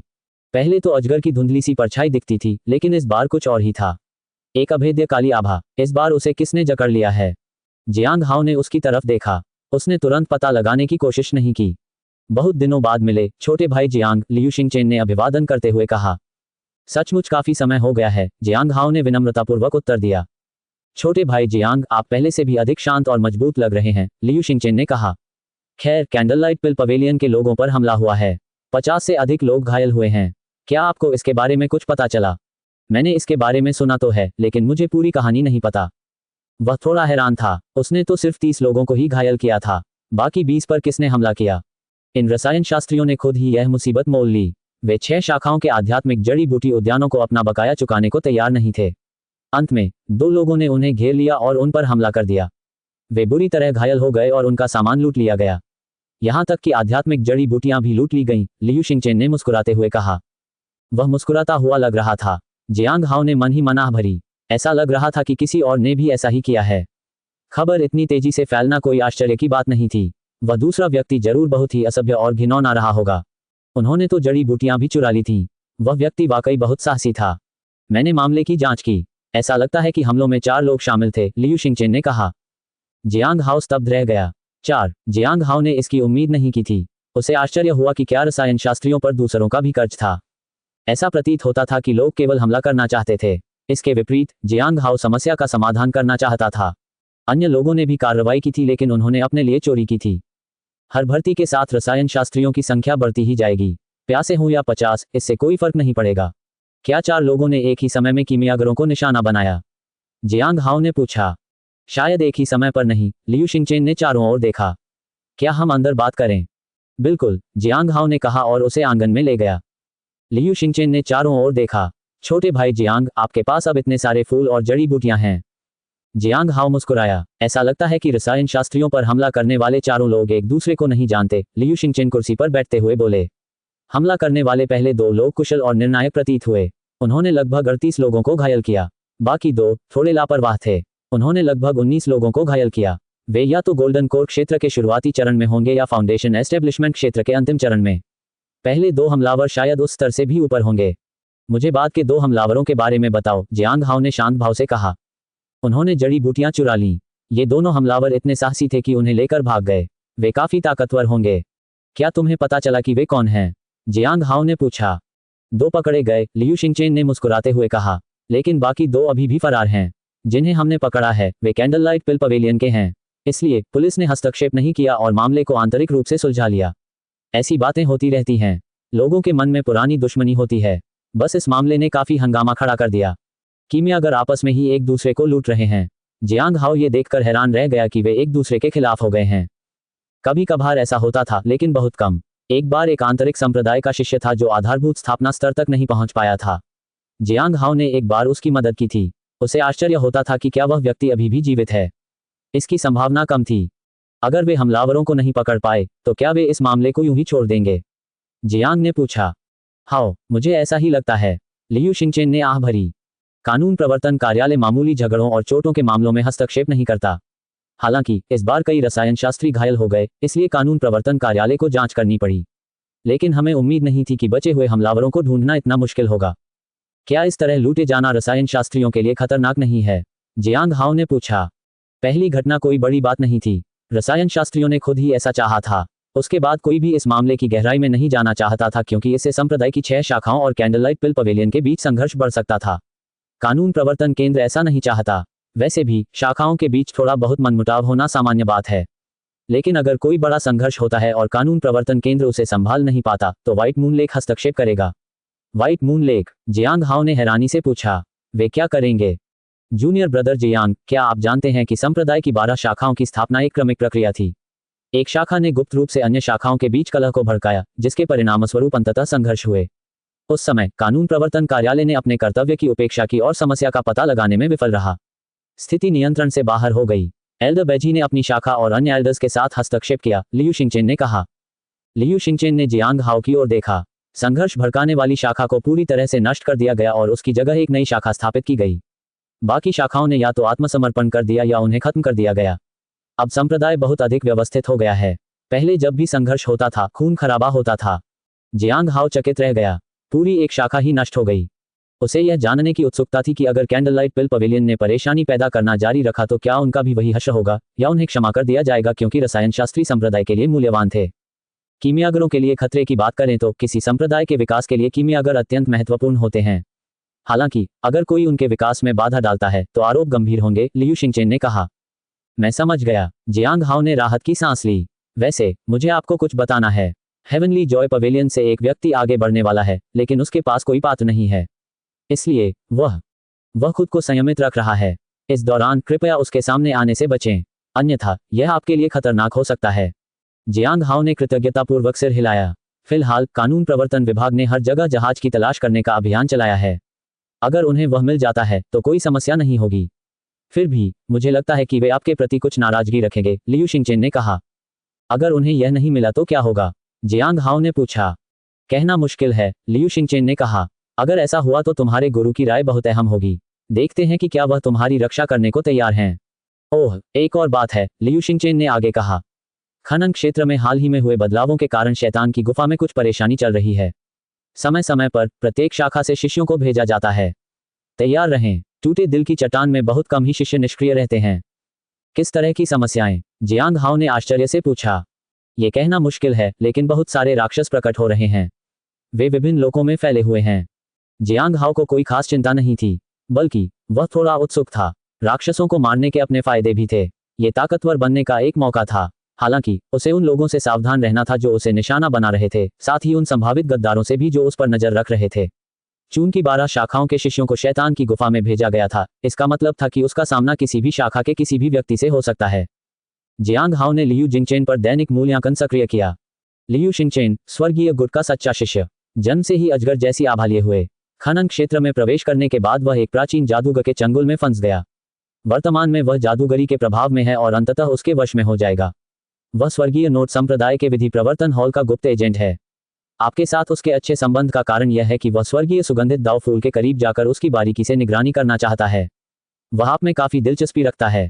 जियांग हाओ अवाक रह गया। जैसा कि उम्मीद थी, लियू शिंगचेन पर एक बार फिर किसी बुरी आत्मा का कब्जा हो गया था। आप देख रहे हैं कल्टिवेशन मॉडल। अगर आपको हमारा कंटेंट पसंद आता है तो लाइक, शेयर और सब्सक्राइब जरूर करें। पहले जियांग हाओ को थोड़ी परवाह होती। वह अपने गुप्तचर वरिष्ठ अधिकारी को इसके बारे में याद दिलाने की कोशिश करता। लेकिन अब हालात अलग थे। हालांकि वह लियू शिंगचेन के विचारों को समझ नहीं पा रहा था, लेकिन उसे महसूस हो रहा था कि लियू शिंगचेन जादू टोने वाली बात को नजरअंदाज कर रहा है। अपनी दैवीय क्षमता से मिली प्रतिक्रिया को देखते हुए जियांग हाओ को एहसास हुआ कि उसने पहले कभी इतना लापरवाह व्यक्ति नहीं देखा था। हालांकि एक बात निश्चित थी, लियू शिंगचेन के पास जन्मजात ड्रैगन आभा थी, जिससे वह प्रेत बाधा के प्रति संवेदनशील था। इससे यह भी संकेत मिलता था कि खनन स्थल वास्तव में अलग था। मूची को अंदर एक प्राचीन विरासत मिली, जबकि लियू शिंगचेन का सामना एक शक्तिशाली जादूगर से हुआ। अंदर और भी खजाने होने चाहिए। जब आप अनुपस्थित थे तब ब्लैक हेवन संप्रदाय के लोग किसी को अगवा कर ले गए थे। इस बार उन्होंने कोई मांग नहीं की। जूनियर ब्रदर जियांग, इसका आप पर कोई असर नहीं पड़ना चाहिए। हालांकि ऐसा लगता है कि कई लोगों को अभी भी आपके साथ हुई घटना याद है, लियू शिंगचेन ने कहा। उन्होंने उसे कानून प्रवर्तन कार्यालय के प्रति उसके ऋण की भी याद दिलाई। विशेष रूप से हालिया ऋण संकट के बाद जियांग हाओ को लगा कि अगर उसने आध्यात्मिक पत्थरों का भुगतान नहीं किया तो वह मुसीबत में पड़ जाएगा। जियांग हाओ ने उसे आश्वासन दिया कि वह समय पर सब कुछ चुका देगा। लियू शिंगचेन उठा और चला गया। जियांग हाओ आधे रास्ते तक उसके साथ गया और फिर स्पिरिट हर्ब गार्डन की ओर चल पड़ा। रास्ते में वह अपनी वर्तमान स्थिति के बारे में सोचता रहा। अब तक का सबसे बड़ा छिपा हुआ खतरा हेवनली जॉय पवेलियन है। जब तक मैं वहां नहीं जाता तब तक कोई समस्या नहीं होनी चाहिए। कम से कम अगले कुछ वर्षों तक। कुछ वर्षों के बाद क्या होगा, ये कहना मुश्किल है, खासकर अगर उन्हें कोई पात्र नहीं मिला। डेविल्स डैन कोई समस्या नहीं होनी चाहिए। अगर मैं आदिम आत्मा लोक में प्रवेश करने के बाद उसमें प्रवेश करूं तो और भी बेहतर होगा। और ये रहा 100 हड्डियों का जंगल। इतना लंबा समय बीत गया है, उन्होंने जरूर कुछ योजना बनाई होगी। हाउस स्पिरिट हर्ब गार्डन पहुंचा और जड़ी बूटियों की देखभाल करने की अपनी दैनिक दिनचर्या शुरू कर दी। अगले 6 महीनों में उसने विभिन्न प्रकार की आम स्पिरिट हर्ब, जादुई खजाने और ताबीज बेचकर 4300 स्पिरिट स्टोन का लाभ कमाया। 1300 की हानि घटाने के बाद उसे 3000 स्पिरिट स्टोन का शुद्ध लाभ हुआ। अब उसके पास 13000 स्पिरिट स्टोन मौजूद थे। अगली सुबह तड़के जियांग हाओ अपनी बालकनी पर खड़ा था। मुझे वापस आए 1 महीना हो गया है और फिलहाल कोई समस्या नहीं दिख रही है।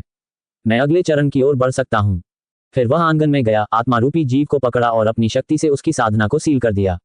इसके बाद उसने उसे एक पेड़ से बांध दिया ताकि वह किसी और चीज के संपर्क में न आए। जैसे ही जियांग हाओ ने उसे बांधना समाप्त किया, आत्मा रूपी दानव जाग उठा। वह घबराया नहीं, वह इस प्रक्रिया से परिचित था। ऐसा लग रहा था मानो वह बहुत बड़ा हो गया हो। आप क्या करने की योजना बना रहे हैं, स्वामी? उसने पूछा। जियांग हाओ चुप रहा, फिर उसने जानवर को खोलकर घर के सामने वाले स्थान पर ले गया। उसे अमर आड़ू के पेड़ की देखभाल करनी थी, इसलिए वह जानवर को पेड़ से नहीं बांध सकता था। इससे प्रक्रिया में बाधा आ सकती थी। अब से तुम मेरे दिए हुए खाने के अलावा कुछ नहीं खा सकते ताकि तुम अपना आपा न खो दो। तुम्हें इसी तरह बंधे रहना होगा, जियांग हाओ ने कहा। उस आत्मापोशी में बुद्धि आ गई थी। सब कुछ और भी मुश्किल हो गया था। अगर वह इस प्रक्रिया के दौरान कुछ और खा लेता तो आत्मापोशी पत्थर बेकार हो जाते। तब जियांग हाओ उसे पकाकर खाना चाहेगा। दुर्घटनाओं की कोई गुंजाइश नहीं थी। आत्मा अनुशासित रहने के लिए आत्मा पर निर्भर रहना बिल्कुल असंभव था। तो फिर मुझे क्या खाना चाहिए? आत्मा रूपी जानवर ने पूछा। जियांग हाओ ने 100 आध्यात्मिक पत्थर निकाले। इन्हें खा लो। आत्मा रूपी जानवर ने पलकें झपकाईं। स्वामी, मुझे ज्यादा भूख नहीं है, हम ठीक रहेंगे। जियांग हाओ ने आत्मा रूपी जानवर की अनदेखी की। खाओ।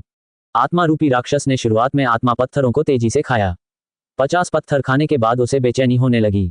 90 पत्थर खाने के बाद उसने जियांग हाओ की ओर देखा और डकार ली। गुरुजी, मैं नहीं खा सकता, मैं अधिक खाने से मर जाऊंगा। लगभग दोपहर हो गई है, अब आपके लंच का समय है। अंत में उस आत्मापोशी ने सभी 100 आत्मा पत्थरों को निगल लिया। तभी जियांग हाओ प्रांगण से निकलकर आत्मा पत्थर उद्यान की ओर चल पड़ा।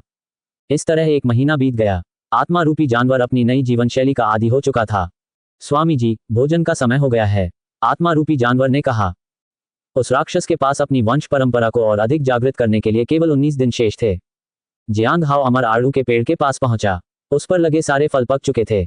उसने कुछ फल अपने पास रख लिए और बाकी शियाओली को देने के लिए तोड़ लिए। शियाओली पिछले कुछ दिनों से शांत थी। उसने कोई परेशानी नहीं खड़ी की थी। कुछ दिन पहले उसने शियाओली को खाने के बिल के तौर पर 30 स्पिरिट स्टोन दिए थे।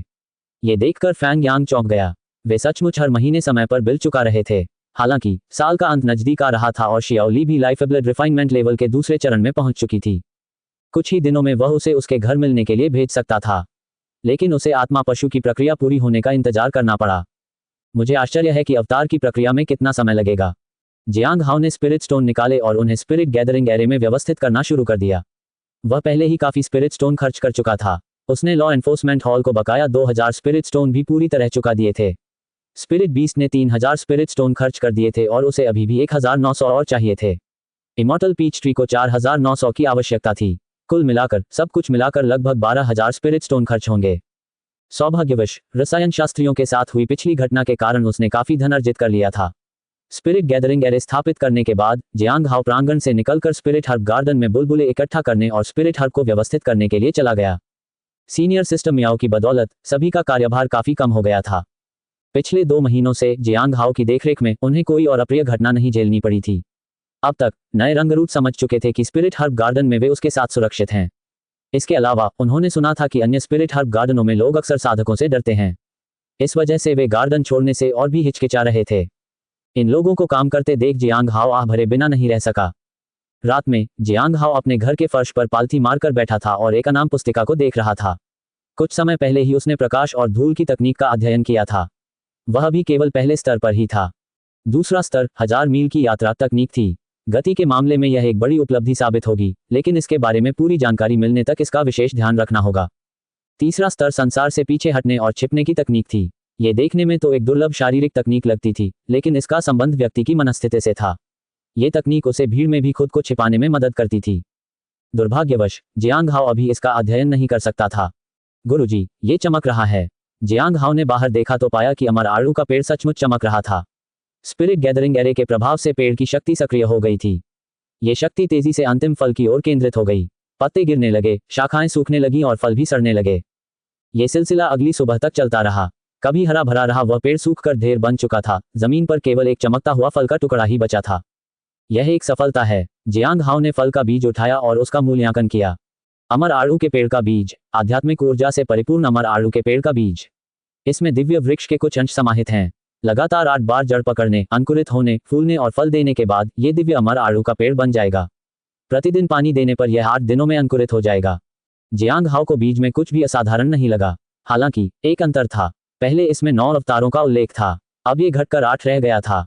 इस समय सूखी लकड़ियां टूटकर गिर पड़ी, लेकिन जियांग हाओ ने उन्हें साफ नहीं किया। इसके बजाय उसने उन्हें खाद के रूप में मिट्टी में मिला दिया। बीज बोने के बाद 2 नीले बुलबुले दिखाई दिए। खेती जोड़ 1, जीवन रक्त जोड़ 1। जियांग हाओ हैरान था, इस प्रक्रिया से उसे केवल नीले बुलबुले मिले। पिछली बार बैंगनी बुलबुले मिले थे। 8 दिन बाद जियांग हाओ आंगन में पहुंचा और उसने अमर आड़ू के पेड़ को अंकुरित होते देखा। करीब से देखने पर उसने पाया कि दिव्य फूल के पास होने पर यह और भी तेजी से बढ़ रहा था। अंकुरों से उसे बैंगनी रंग के बुलबुले दिखाई दिए। दिव्य क्षमता खंड जोड़ 1। उसे एक और टुकड़ा मिल गया, लेकिन अभी भी 2 टुकड़ों की कमी थी। जियांग हाओ को इस बार एक सुनहरा टुकड़ा मिलने की उम्मीद थी, क्योंकि आत्मा जानवर अपनी वंश परंपरा को पूरी तरह से जागृत करने वाला था। 2 सुनहरे टुकड़े मिलने पर एक नई क्षमता अनलॉक हो जाएगी। 11 दिन बाद जियांग हाओ ने आत्मा रूपी जानवर के बगल में एक सुनहरा बुलबुला तैरता हुआ देखा।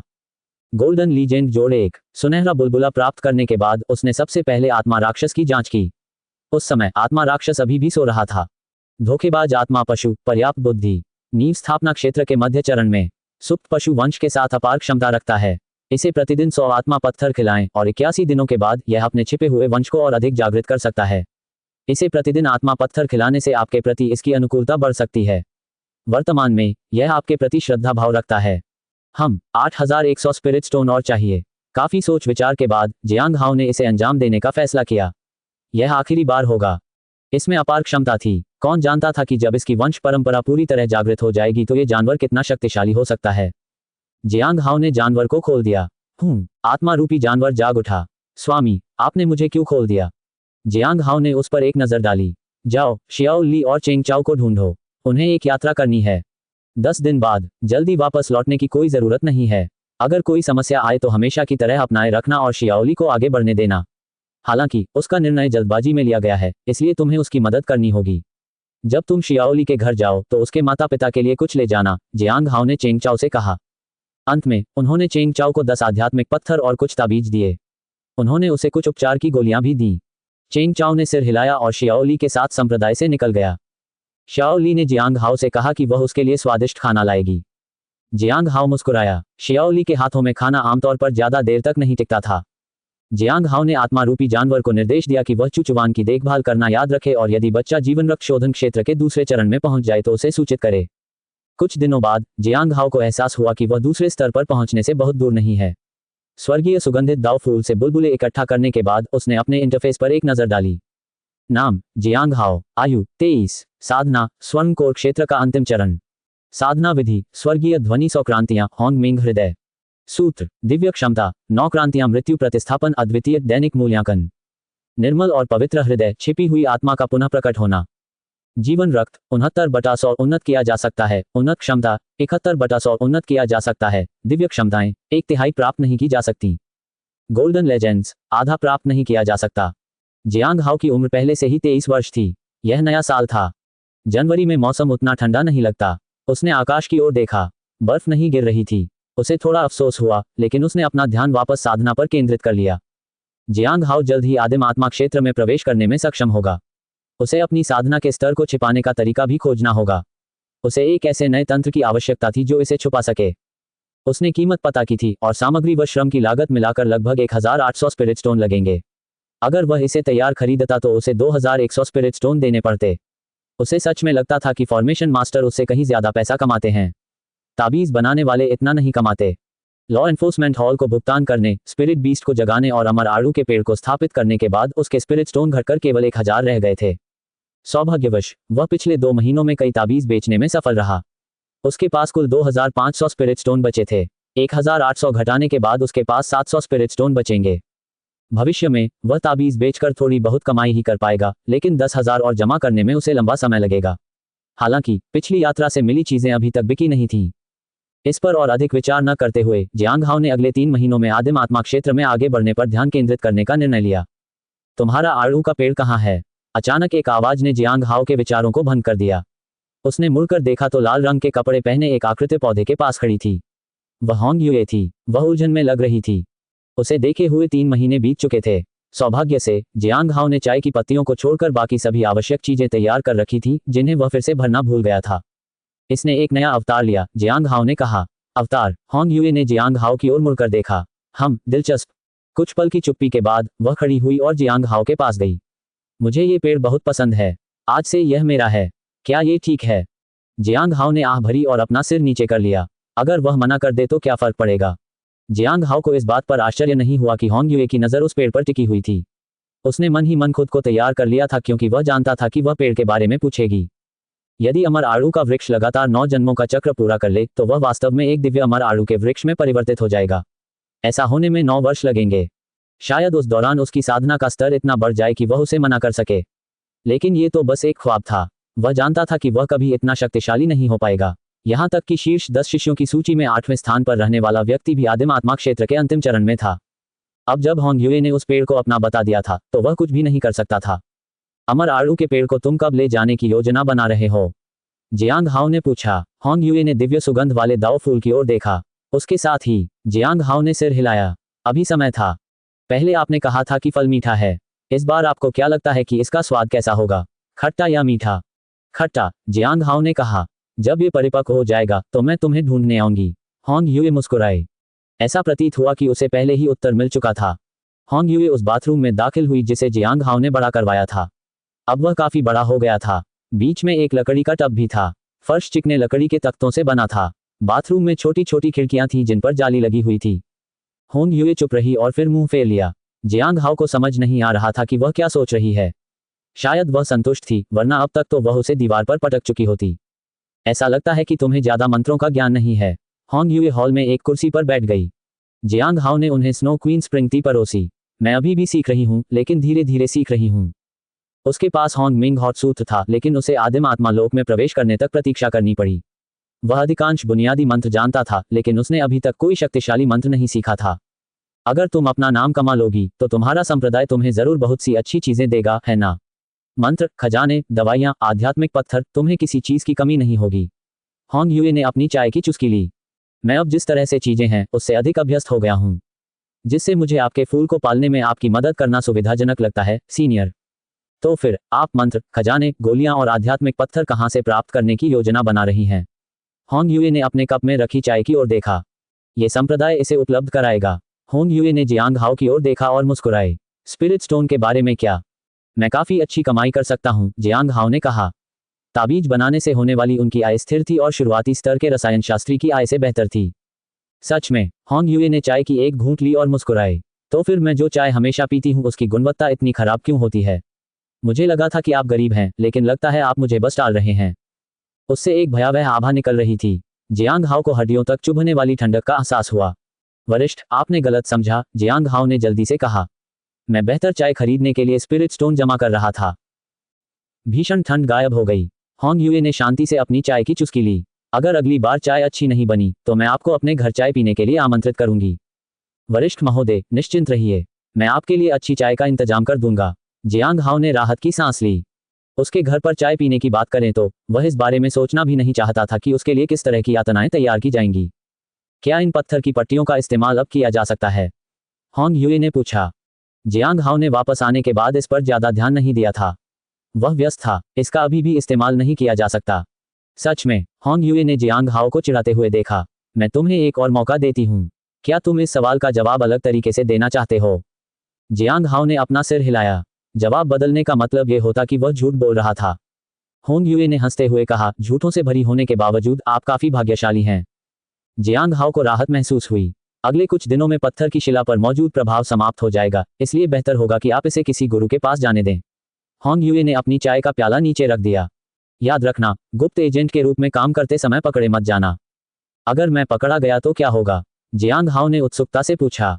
पत्थर की शिला उसके पास थी, लेकिन वह स्वर्गीय नोट संप्रदाय के भीतर छिपा हुआ था। 79 साल की उम्र में भी मर्दाना ताकत 10 गुना कैसे बढ़ाएं? ये वीनस नकली दांतों से 300 गुना बेहतर है और कीमत बहुत सस्ती है। होंग यूए ने उसकी ओर देखा और मुस्कुराए। क्यों न तुम कोशिश करो? लेकिन मैं तुम्हें याद दिलाना चाहती हूँ, मैं तुम्हें सिर्फ एक बार बचाऊंगी, लेकिन बदले में मुझे कुछ चाहिए। शायद कोई अंग या आंख। जियांग हाओ अवाक रह गया। मैं बहुत सतर्क हूँ। मैं ये सुनिश्चित करूंगा कि पकड़ा न जाऊं। इस साल आपकी उम्र कितनी है? होंग यूए ने पूछा। मैं 23 साल का हूँ, जियांग हाओ ने सच्चाई से जवाब दिया। जब मैं तुम्हारी उम्र की थी तो अक्सर आसमान की ओर देखती थी और सोचती थी कि मैं उड़ सकती हूँ। होंग यूए ने जियांग हाओ को हैरानी से देखा। लेकिन तुम्हारा रहन सहन तुम्हारी उम्र से मेल नहीं खाता। क्या मेरे व्यवहार में कुछ गलत है? जियांग हाओ ने पूछा। ये तुम्हारे व्यवहार की बात नहीं है, होंग यूए ने कहा। तुम कुछ भूल रहे हो। मैं क्या भूल रहा हूँ? जियांग हाओ हैरान था। होंग यूए धीरे धीरे उठी, दरवाजे की ओर एक कदम बढ़ाया और फिर वापस मुड़ गई। युवावस्था की लापरवाही। इससे पहले कि वह कुछ जवाब दे पाता, वह गायब हो गई। अपना गुप्त कार्य अच्छे से करो। अगर तुम प्रगति नहीं कर पाए तो मैं तुम्हें हमेशा के लिए इस पंथ में गुप्त एजेंट बनकर रहने को मजबूर कर दूंगा। क्या मैं पर्याप्त लापरवाह नहीं हूं? जियांग हाओ ने सोचा। उसे हमेशा लगता था कि वह अपनी ही भलाई के लिए बहुत लापरवाह है। इससे भी अधिक आवेगपूर्ण होना मृत्यु के समान होगा। लेकिन होंग यूए का इशारा स्पष्ट रूप से उस ओर नहीं था। हालांकि वह उसे थोड़ा बहुत समझता था। अपने जीवन पर पीछे मुड़कर देखने पर उसे ऐसा लगता था मानो उसने बहुत लंबा समय जी लिया हो। अब तक उसके जीवन में घटी घटनाओं को देखते हुए उसका लापरवाह व्यवहार से बचना स्वाभाविक था। बची हुई चाय खत्म करने के बाद जियांग हाओ ने पत्थर की पट्टिका निकाली और उस पर एक नजर डाली। उसने देखा कि अब वह पट्टिका पहले से कहीं अधिक चमकदार लग रही थी। होंग यूए ने कहा था कि वह एक बार उसे बचा लेगी, लेकिन जियांग हाओ नहीं चाहता था कि स्थिति उस हद तक पहुंचे। वह स्पिरिट हर्ब गार्डन गया। उसे बताया गया कि क्लिफ मास्टर उसे ढूंढ रहे हैं। ये सुनकर जियांग हाओ हैरान रह गया। उसके गुरु ने उसे कभी नहीं बुलाया था। वरिष्ठ भाई जियांग, यहाँ एक सूची है जिस पर आपकी स्वीकृति आवश्यक है। स्पिरिट हर्ब गार्डन से एक व्यक्ति उनके पास आया। चूंकि इसमें कुछ कठिन जड़ी बूटियों की खेती शामिल थी, इसलिए इसके लिए उद्यान प्रबंधन के प्रभारी व्यक्ति की स्वीकृति आवश्यक थी। वापस आने पर मैं इसे देखूंगा, जियांग हाओ ने कहा। आप देख रहे हैं कल्टिवेशन मॉडल। अगर आपको हमारा कंटेंट पसंद आता है तो लाइक, शेयर और सब्सक्राइब जरूर करें। छोटे भाई, बहुत समय हो गया, मू क्यूई ने कूबू चांग के घर में जियांग हाओ को देखकर कहा। सीनियर ब्रदर मू क्यूई, वाकई बहुत समय बीत गया है, जियांग हाओ ने कहा। मूची और मियाओ टिंगलियन ने उसके साथ अच्छा व्यवहार किया था। हालांकि उनके बीच ज्यादा मेलजोल नहीं था, फिर भी उनके बीच अच्छे संबंध थे, खासकर मियाओ टिंगलियन के संप्रदाय में आने के बाद। जियांग हाओ खुश था और आशा करता था कि यह स्थिति बनी रहे। उसे लोगों से मदद की कोई उम्मीद नहीं थी। जब तक लोग उसे मुश्किल में न डालें तब तक वह ठीक था। आप सब यहाँ हैं। कूबू चांग आंगन में प्रकट हुआ। मैंने आज आप सबको यहाँ शैतान के अड्डे की स्थिति के कारण बुलाया है। शैतान का अड्डा? मूची हैरान रह गई। क्या सीनियर सिस्टर निंग जुबान हाल ही में वहां नहीं गई थी? हाँ, कूबू चांग ने सिर हिलाया। हालांकि स्थिति और बिगड़ती दिख रही है। हमें वहां और लोगों को भेजना होगा ताकि संतुलन बना रहे। हालांकि अंदरूनी हालात और बिगड़ गए हैं। संतुलन बनाए रखने के लिए हमें विभिन्न शाखाओं में और लोगों को शामिल करने की आवश्यकता है। इस बार हम गोल्डन कोर दायरे और फाउंडेशन एस्टेब्लिशमेंट दायरे में एक साथ किसी को भेजने की उम्मीद कर रहे हैं। क्या आपके पास और कोई काम है? मैं व्यस्त नहीं हूँ, मू क्यूई ने कहा। मैं भी नहीं, जियांग हाओ ने कहा। अमर आड़ू का वृक्ष सफलतापूर्वक अंकुरित हो चुका था और आत्मा के जीव ने अपनी रक्तरेखा को और भी जागृत कर लिया था। जियांग हाओ ने प्रकाश और धूल की तकनीक भी सीख ली थी। होंग यूए की विनती लगभग पूरी हो चुकी थी। उसे बस चाय का स्टॉक करना था और पत्थरों की गोलियों का हल निकालना था। बाकी सब ठीक था। हालांकि जियांग हाओ को उम्मीद थी कि वह किसी और शैतान के अड्डे में जाने से पहले 3 महीने का समय निकाल सकेगा। हम 2 महीने में रवाना होंगे। कृपया इस दौरान आवश्यक तैयारियां कर लें। समय आने पर आप अन्य शाखाओं के शिष्यों से मिलेंगे और साथ मिलकर शैतान की गुफा में प्रवेश करेंगे। साथ ही दानवों को कम मत समझना। आपको अन्य जीवों का भी सामना करना पड़ सकता है। गुफा में प्रवेश के अन्य द्वार भी हैं। इसके लिए मानसिक और शारीरिक रूप से तैयार रहें, कूबू चांग ने गंभीरता से कहा। अन्य प्रवेश द्वार? मूची ने पूछा। जियांग हाओ भी बहुत चिंतित था। मुझे पूरी तरह से यकीन नहीं है। हो सकता है ये संप्रदाय में हो या उसके आसपास, कूबू चांग ने कहा। जियांग हाओ का दिल बैठ गया। ये खतरनाक था। अगर उसने पहले से सहमति न दी होती तो वह बहाना बनाकर कह सकता था कि उसे साधना करनी है और इस स्थिति से बच सकता था। ज्यादा चिंता मत करो। पुलिस स्टेशन और व्हाइट मून लेक के लोग नए प्रवेश द्वार पर नजर रखेंगे। दूसरों के लिए अंदर आना आसान नहीं होगा, कूबू चांग ने भरोसा दिलाते हुए कहा। तुम्हें अंदर मौजूद दानवों से सावधान रहना चाहिए। जब तुम तैयार हो जाओ तो पुलिस स्टेशन जाकर मिशन स्वीकार कर लेना। उसके बाद कूबू चांग ने उन्हें जाने दिया। जियांग हाओ और मू क्यू ही पीछे रह गए। जियांग हाओ को नहीं पता था कि मूची गुरु से क्या बात करना चाहता है, लेकिन उसे इसकी परवाह भी नहीं थी। उसे चिंता थी कि उसके पास सिर्फ 2 महीने बचे हैं। वह अपनी साधना में और प्रगति किए बिना इस मिशन पर नहीं जाना चाहता था। इस बात की भी संभावना थी कि शैतान के अड्डे में प्रवेश के अन्य रास्ते भी हों। अन्य संप्रदायों के लोग चुपके से वहां घुस सकते थे। अगर ऐसा हुआ तो वह खतरे में पड़ जाएगा। शैतान की गुफा में जाने से पहले इन 2 महीनों में आदिम आत्मालोक में आगे बढ़ना अधिक सुरक्षित है। तेजी से आगे बढ़ने के लिए अधिक बुलबुले प्राप्त करने का एकमात्र तरीका यह था कि उसके आंगन में लगाने के लिए अधिक जड़ी बूटियां खोजी जाएं। लेकिन वह और अधिक स्पिरिट स्टोन कहां से कमा सकता है ताकि वह उन्हें और अधिक खरीद सके? अगर वह बची हुई रेड एज और चाय बेच भी दे तो भी उसे ज्यादा पैसे नहीं मिलेंगे। जब वह स्पिरिट हर्ब गार्डन में लौटा तो एक बाहरी संप्रदाय के शिष्य ने उसे एक आदेश दिया। वरिष्ठ भाई जियांग, इस जड़ी बूटी को लगाने की प्रक्रिया जटिल है, इसलिए मुझे आपको इसे दिखाना होगा। जियांग हाओ ने सिर हिलाया। उसने नए आदेश को देखा और भौहें चढ़ाईं। ये काले कमल के कुछ बीज बोने का आदेश था। कैंडल लाइट पिल पवेलियन से आदेश। जियांग हाओ हैरान रह गया। उसने आवश्यकताओं को देखा। उसे केवल अंकुरन होने तक सहायता करने के लिए कहा गया था। पौधों को अंकुरित होने में लगभग 2 सप्ताह लगेंगे। उसके बाद उन्हें रोपा जा सकता है। क्या यह विश्वसनीय है? जियांग हाओ ने पूछा। अगर आप सहमत हो जाते हैं तो वे इसके लिए पर्याप्त स्पिरिट स्टोन देंगे। हालांकि उन्हें उम्मीद है कि वे 2 महीने के भीतर प्रत्यारोपण पूरा कर लेंगे। क्या आपने बीजों की जांच कर ली है? उनसे कोई समस्या नहीं है। उन्होंने तय कीमत भी चुकाई है। हालांकि वे स्पिरिट लिक्विड के लिए भुगतान नहीं करेंगे। दूसरे शब्दों में कहें तो सामान्य परिस्थितियों में बीज 2 महीने में अंकुरित हो जाएंगे और उसके बाद वे उन्हें ले जाना चाहते हैं। हाँ, कितने बीज हैं? 50। इतने सारे? जियांग हाओ थोड़ा हैरान हुआ। जब उसने एक काला कमल का बीज खरीदा था तब उसे 300 स्पिरिट स्टोन लगे थे। 50 बीजों की कीमत लगभग 15,000 स्पिरिट स्टोन होगी। जियांग हाओ सोच रहा था कि क्या बिना स्पिरिट लिक्विड के 1 महीने में बीज अंकुरित हो सकते हैं। भले ही स्पिरिट हर्ब गार्डन अच्छी स्थिति में हो, इतने कम समय में बिना स्पिरिट लिक्विड के बीजों का अंकुरित होना बहुत मुश्किल लग रहा था। जियांग हाओ कुछ देर चुप रहा। बीज मेरे पास छोड़ दो। जियांग हाओ ने बाहरी संप्रदाय के शिष्य से 50 काले कमल के बीज स्वीकार किए। पहली नज़र में बीजों में कोई समस्या नहीं दिखी। जियांग हाओ ने बगीचे में एक उपजाऊ जगह ढूंढी और बीज बो दिए। इस कमल को अंकुरित होना आसान नहीं था। यहाँ तक कि मादक द्रव डालने के बाद भी इसे अंकुरित होने में पूरे 7 दिन लग गए। मादक द्रव के बिना 1 महीना भी शायद अंकुरित होने के लिए पर्याप्त न हो। अच्छी बात यह थी कि जियांग हाओ इन पौधों से कुछ बुलबुले प्राप्त कर सकता था, जिससे वह जल्द ही आदिम आत्मा क्षेत्र में आगे बढ़ सकता था। भले ही इससे उसे नुकसान हो, लेकिन उसे ये बीज बोने ही थे। अगर उनमें से आधे भी बुलबुले पैदा कर सकें तो कुल मिलाकर 25 बुलबुले बन जाएंगे। अगले 2 दिनों तक उन्होंने काले कमल के बीजों को पतला किए हुए स्पिरिट लिक्विड से सींचा, इस उम्मीद में कि इससे पौधे तेजी से बढ़ेंगे। अगर वह प्रतिदिन 1 बोतल स्पिरिट लिक्विड का इस्तेमाल करता तो इसका मतलब 30 दिनों के लिए 900 स्पिरिट स्टोन होते। उम्मीद है कि सब कुछ ठीक से होता होगा। वह अपने आंगन में लौट आया। जियांग हाओ ने पत्थर की पट्टिका निकाली। वह अभी भी तैयार नहीं थी। 2 दिन बाद उसने इसे एक बार फिर जांचा। आखिरकार इसका इस्तेमाल किया जा सकता था। सुरक्षा के लिहाज से जियांग हाओ ने पत्थर की पट्टिका पर अपना दैनिक मूल्यांकन किया। गुप्त संदेश पट्टिका, एक धर्म का खजाना। 3:1 में इसका उपयोग केवल एक गुरु को अस्थायी रूप से नियुक्त करने के बाद ही किया जा सकता है। गुरु नियुक्त करने के बाद इसका असली मालिक इसे खोज नहीं पाएगा और न ही इस पर जासूसी की जा सकेगी। यदि आपको इसी प्रकार की कोई अन्य पट्टिका मिलती है तो आप उन्हें फिर से एक में संयोजित करके अधिक अधिकार प्राप्त कर सकते हैं। जियांग हाओ को आश्चर्य नहीं हुआ। यह काफी स्पष्ट था।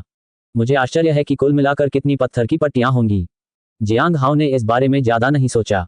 वह अपने कमरे में गया और जादुई खजाने को परिष्कृत करने लगा। होंग यूए ने उसे यह विधि सिखाई थी। उसने पत्थर की पट्टियों में हो रहे परिवर्तनों को महसूस करने के लिए अपनी बुद्धि का प्रयोग किया। उसने पट्टी में तैरते हुए 9 घनों को महसूस किया। फिर उन्होंने इसे और परिष्कृत करना शुरू किया। सब कुछ सुचारू रूप से चलता रहा। पत्थर की शिला पर उसका पूर्ण नियंत्रण था। केवल एक शिला हाथ में होने की तुलना में यह बिल्कुल अलग अनुभव था। अब उस पर उसका अधिक नियंत्रण था। जियांग हाओ ने देखा कि शिला पर अनगिनत तारे उभर आए थे जो एक आकृति बना रहे थे। विशाल तारामंडल ने पत्थर की शिला को समाहित कर रखा था। नक्षत्रों ने मिलकर एक शब्द बनाया, जिंग जिंग। जियांग हाओ हैरान था। उसके बाद छवि गायब हो गई और उसने संदेशों को आते जाते देखा। उसे समझ नहीं आ रहा था कि वे कहां से आ रहे हैं। जियांग हाओ ने दूर कुछ चमकता हुआ देखा। उसने उसका पीछा किया। अचानक उसे एक आवाज सुनाई दी। यह एक महिला की आवाज थी। मैंने सुना है कि स्वर्गीय संत संप्रदाय चिंतित है। वे हमला करना चाहते हैं। हेवनली नोट्स एक्ट, आप में से कौन हिडन क्लाउड प्रीफेक्चर के पास रहता है? मैंने सुना है कि हेवनली नोट संप्रदाय के पास कई खजाने हैं। उसने देखा कि कोई उसकी ओर देखने के लिए मुड़ा। जियांग हाओ स्तब्ध रह गया। यह एक असीम शून्य था। प्रकाश के घेरे के भीतर जियांग हाओ ने स्वयं का जायजा लिया। वह धुंध में विलीन हो गया। उसने वहां अन्य लोगों को देखा। उनकी आवाजें उसके कानों तक पहुंची। जियांग हाओ ने उनकी आवाजों से 3 लोगों को पहचान लिया। वह उनके नाम जानता था। सबसे पहले बोलने वाली महिला का नाम गुई था। लंबी महिला का नाम लियू था और दुबली पतली महिला का नाम शिंग था। जियांग हाओ अचंभित रह गया। तीनों लोग उसकी ओर देखने लगे। बाधा डालने के लिए मैं क्षमा चाहता हूं, उसने अचानक कहा। जिंग, लंबे कद के लियू ने गहरी आवाज में पूछा, क्या तुम नए हो? इस स्तर पर किसी नए व्यक्ति का आना काफी अप्रत्याशित है। क्या आपको नियम पता है? जिंग ने पूछा। जियांग हाओ ने अपना सिर हिलाया। वह एक बात निश्चित रूप से जानता था। इन लोगों के बीच वह जिंग के नाम से जाना जाता था। पत्थर की पट्टिका ने मानो उसे एक पहचान दे दी थी। पहला नियम है अपना परिचय देना। अपना नाम और आप कहां से हैं, ये बताएं, गुई ने शरारती मुस्कान के साथ कहा। मेरा नाम। जियांग हाओ को नहीं लगता था कि ऐसा कोई नियम है। अगर होता भी तो वह उसका पालन नहीं करता। उसे यह सुनिश्चित करना था कि उसकी पहचान गुप्त एजेंट के रूप में न हो जाए। उसे केवल एक ही बात का पूरा यकीन था जो उसने सुनी थी। Heavenly saints act, heavenly notes act पर हमला करने की योजना बना रहा था। उसे नहीं पता था कि यह जानकारी सही है या नहीं, लेकिन संभवतः इसका संबंध उससे और खानों में हुई पिछली घटना से हो सकता था। तो फिर मैं आपको और परेशान नहीं करूंगा। अलविदा। जियांग हाओ अपना नाम या अपना रहस्य उजागर नहीं कर सकता था। उसने यहां से जाने और वापस आने से पहले एक योजना बनाने का फैसला किया। उनके कुछ कहने से पहले ही वह नजरों से ओझल हो गया। ओह, वो गायब हो गया। गुई ने आह भरी। उसे उम्मीद थी कि वो उसकी चालों में फंस जाएगा। ये पहली बार था जब उसने किसी नौसिखिए को इतने निर्णायक ढंग से पीछे हटते देखा था। ऐसा लगता है कि उसकी पहचान उजागर करने की आपकी योजना विफल हो गई, जिंग ने मुस्कुराते हुए कहा। गुई थोड़ा निराश था। वह फिर यहाँ आएगा। हाँ, ये सच है। चलिए प्रतीक्षा करते हैं। लियू ने सिर हिलाया। जियांग हाओ चला गया। वह हैरान था। वह टैबलेट में प्रवेश कर सकता था और दूसरे लोगों से बात कर सकता था। हालांकि उन्हें यह नहीं पता था कि इसके कोई नुकसान भी हैं या नहीं। उसने पत्थर की पट्टिका उठाई और उसे दोबारा देखा। उसने देखा कि पट्टिका पर लगातार संदेश अंकित हो रहे थे। गुई, नए व्यक्ति के आने से पहले हम किस बारे में बात कर रहे थे? लियू, हम स्वर्गीय संत संप्रदाय द्वारा स्वर्गीय नोट संप्रदाय पर हमला करने की योजना के बारे में बात कर रहे थे। गुई, ठीक है, हेवनली सेंट सेक्ट पागल हो गया है। मुझे अब जाना होगा। अगली बार बात करते हैं। जियांग हाओ संदेशों को गायब होते हुए देखता रहा। वह टैबलेट को देखकर थोड़ा प्रभावित हुआ। किसी ने ऐसी चीज कैसे बनाई होगी? उसने कुछ खोज निकाला था। वह टैबलेट पर बातचीत देख सकता था, लेकिन अगर उसे बातचीत में भाग लेना था तो उसे टैबलेट में प्रवेश करना होगा। अगर वह अंदर जाता तो वह दूसरों को देख सकता था और दूसरे उसे देख सकते थे। अगली बार उसे सावधान रहना होगा। संदेश पूरी तरह से गायब हो गए थे। देखो और इंतजार करो। हालांकि वह इस जादुई खजाने की विशेषताओं से आश्चर्यचकित था, लेकिन उसे पहले कुछ पता लगाना था। इसके पीछे कोई बहुत शक्तिशाली व्यक्ति था। वर्तमान में 4 उपयोगकर्ता थे और उनके अपने अपने कोड नेम थे। जिंग, लियू और गुई। उसे इस बात का पूरा यकीन था कि दूसरों के पास भी इसी तरह की पत्थर की शिलाएं होंगी। एक गुप्त एजेंट के रूप में उसका मिशन इसके पीछे के व्यक्ति का पता लगाना था। उसे जितनी हो सके उतनी पत्थर की शिलाएं एकत्र करनी थी। उसके बाद जियांग हाओ ने पत्थर की शिला को एक तरफ रख दिया और ताबीज बनाने लगा। उसे और अधिक आध्यात्मिक पत्थर प्राप्त करने की आवश्यकता थी, क्योंकि उसे काले कमल के बीजों को तेजी से अंकुरित करने के लिए अधिक आध्यात्मिक द्रव की आवश्यकता थी। उसे होंग यूए के लिए अच्छी गुणवत्ता वाली चाय भी तैयार करनी थी। लगभग 20 दिनों के बाद जियांग हाओ ने स्पिरिट हर्ब गार्डन में मौजूद ब्लैक लोड्स के बीजों पर अपनी दैनिक मूल्यांकन क्षमता का प्रयोग किया। इस क्षमता से प्राप्त प्रतिक्रिया से उन्हें पता चला कि बीज अगले दिन अंकुरित हो जाएगा। जियांग हाओ बहुत उत्साहित था। लगभग 1 महीना बीत चुका था। आखिरकार वो दिन आ ही गया। बीजों को उगाने के लिए उसने 1000 से अधिक स्पिरिट स्टोन लगाए थे। पर्याप्त स्पिरिट स्टोन जमा करने के लिए उसे कई ताबीज बेचने के लिए कड़ी मेहनत करनी पड़ी। मुझे आश्चर्य है कि कल कितने बुलबुले दिखाई देंगे। उसने गिनती शुरू कर दी। यहां तक कि 11 ने मुझे केवल कीलें दी। दूब ने DUDD एक एस दिए। एक औरत के पास 25 बुलबुले हैं। जियांग हाओ ने अपने इंटरफेस में जीवन शक्ति और साधना की जांच की। 79 साल की उम्र में भी मर्दाना ताकत 10 गुना कैसे बढ़ाएं? ये वीनस नकली दांतों से 300 गुना बेहतर है और कीमत बहुत सस्ती है। जीवन शक्ति 78/100 खेती योग्य। खेती 80/100 खेती की जा सकती है। अभी समय बाकी है। शैतान की गुफा में जाने से पहले मेरे पास 1 महीना है। इतना समय मेरे लिए आदिम आत्मा लोक में उन्नति करने के लिए पर्याप्त है। जियांग हाओ को इसकी बेसब्री से प्रतीक्षा थी। उसने खुद को शांत किया और आध्यात्मिक जड़ी बूटियों की देखभाल करने लगा। उसके बाद वह एक बेंच पर बैठ गया और बगीचे का अवलोकन करने लगा। उसने देखा कि एक 16 वर्षीय लड़की लड़खड़ाते हुए चल रही है। तुम लड़खड़ाते हुए चल रहे हो? जियांग हाओ ने कहा। लड़की चौंक गई। उसने अपना सिर नीचे कर लिया। मुझे माफ करना। मुझे उम्मीद है कि मैंने पवित्र जड़ी बूटियों को नुकसान नहीं पहुंचाया होगा। क्या तुम्हें पता है कि वो जड़ी बूटियां कितनी महंगी हैं? जियांग हाओ ने ठंडे स्वर में कहा। तुम्हारी सांसें अस्थिर हैं और तुम्हारा संतुलन बिगड़ा हुआ है। अगर तुम उनमें से किसी को भी नुकसान पहुंचाते हो तो क्या तुम उसकी भरपाई कर पाओगे? लड़की को घबराते देख जियांग हाओ ने उस पर कुछ उपचार मंत्र पढ़े। जाओ और आराम करो। कल जब तुम ठीक हो जाओ तो काम पर वापस आ जाना। लड़की बीमार थी। उसे तेज बुखार था। जब वह बीमार थी तो स्पिरिट हर्ब गार्डन में क्यों थी? उसके बाद उन्होंने रखवालों को निर्देश दिया कि यदि वे अस्वस्थ महसूस करें तो घर पर ही रहें और आध्यात्मिक जड़ी बूटियों की देखभाल न करें। यदि उनमें से कोई भी क्षतिग्रस्त हो जाती है तो उसका भुगतान कौन करेगा? जियांग हाओ ने उनसे काम पर आने से पहले आराम करने और स्वस्थ होने के लिए कहा। शाम को जियांग हाओ अपने घर लौट आया। वह आंगन में बैठ गया।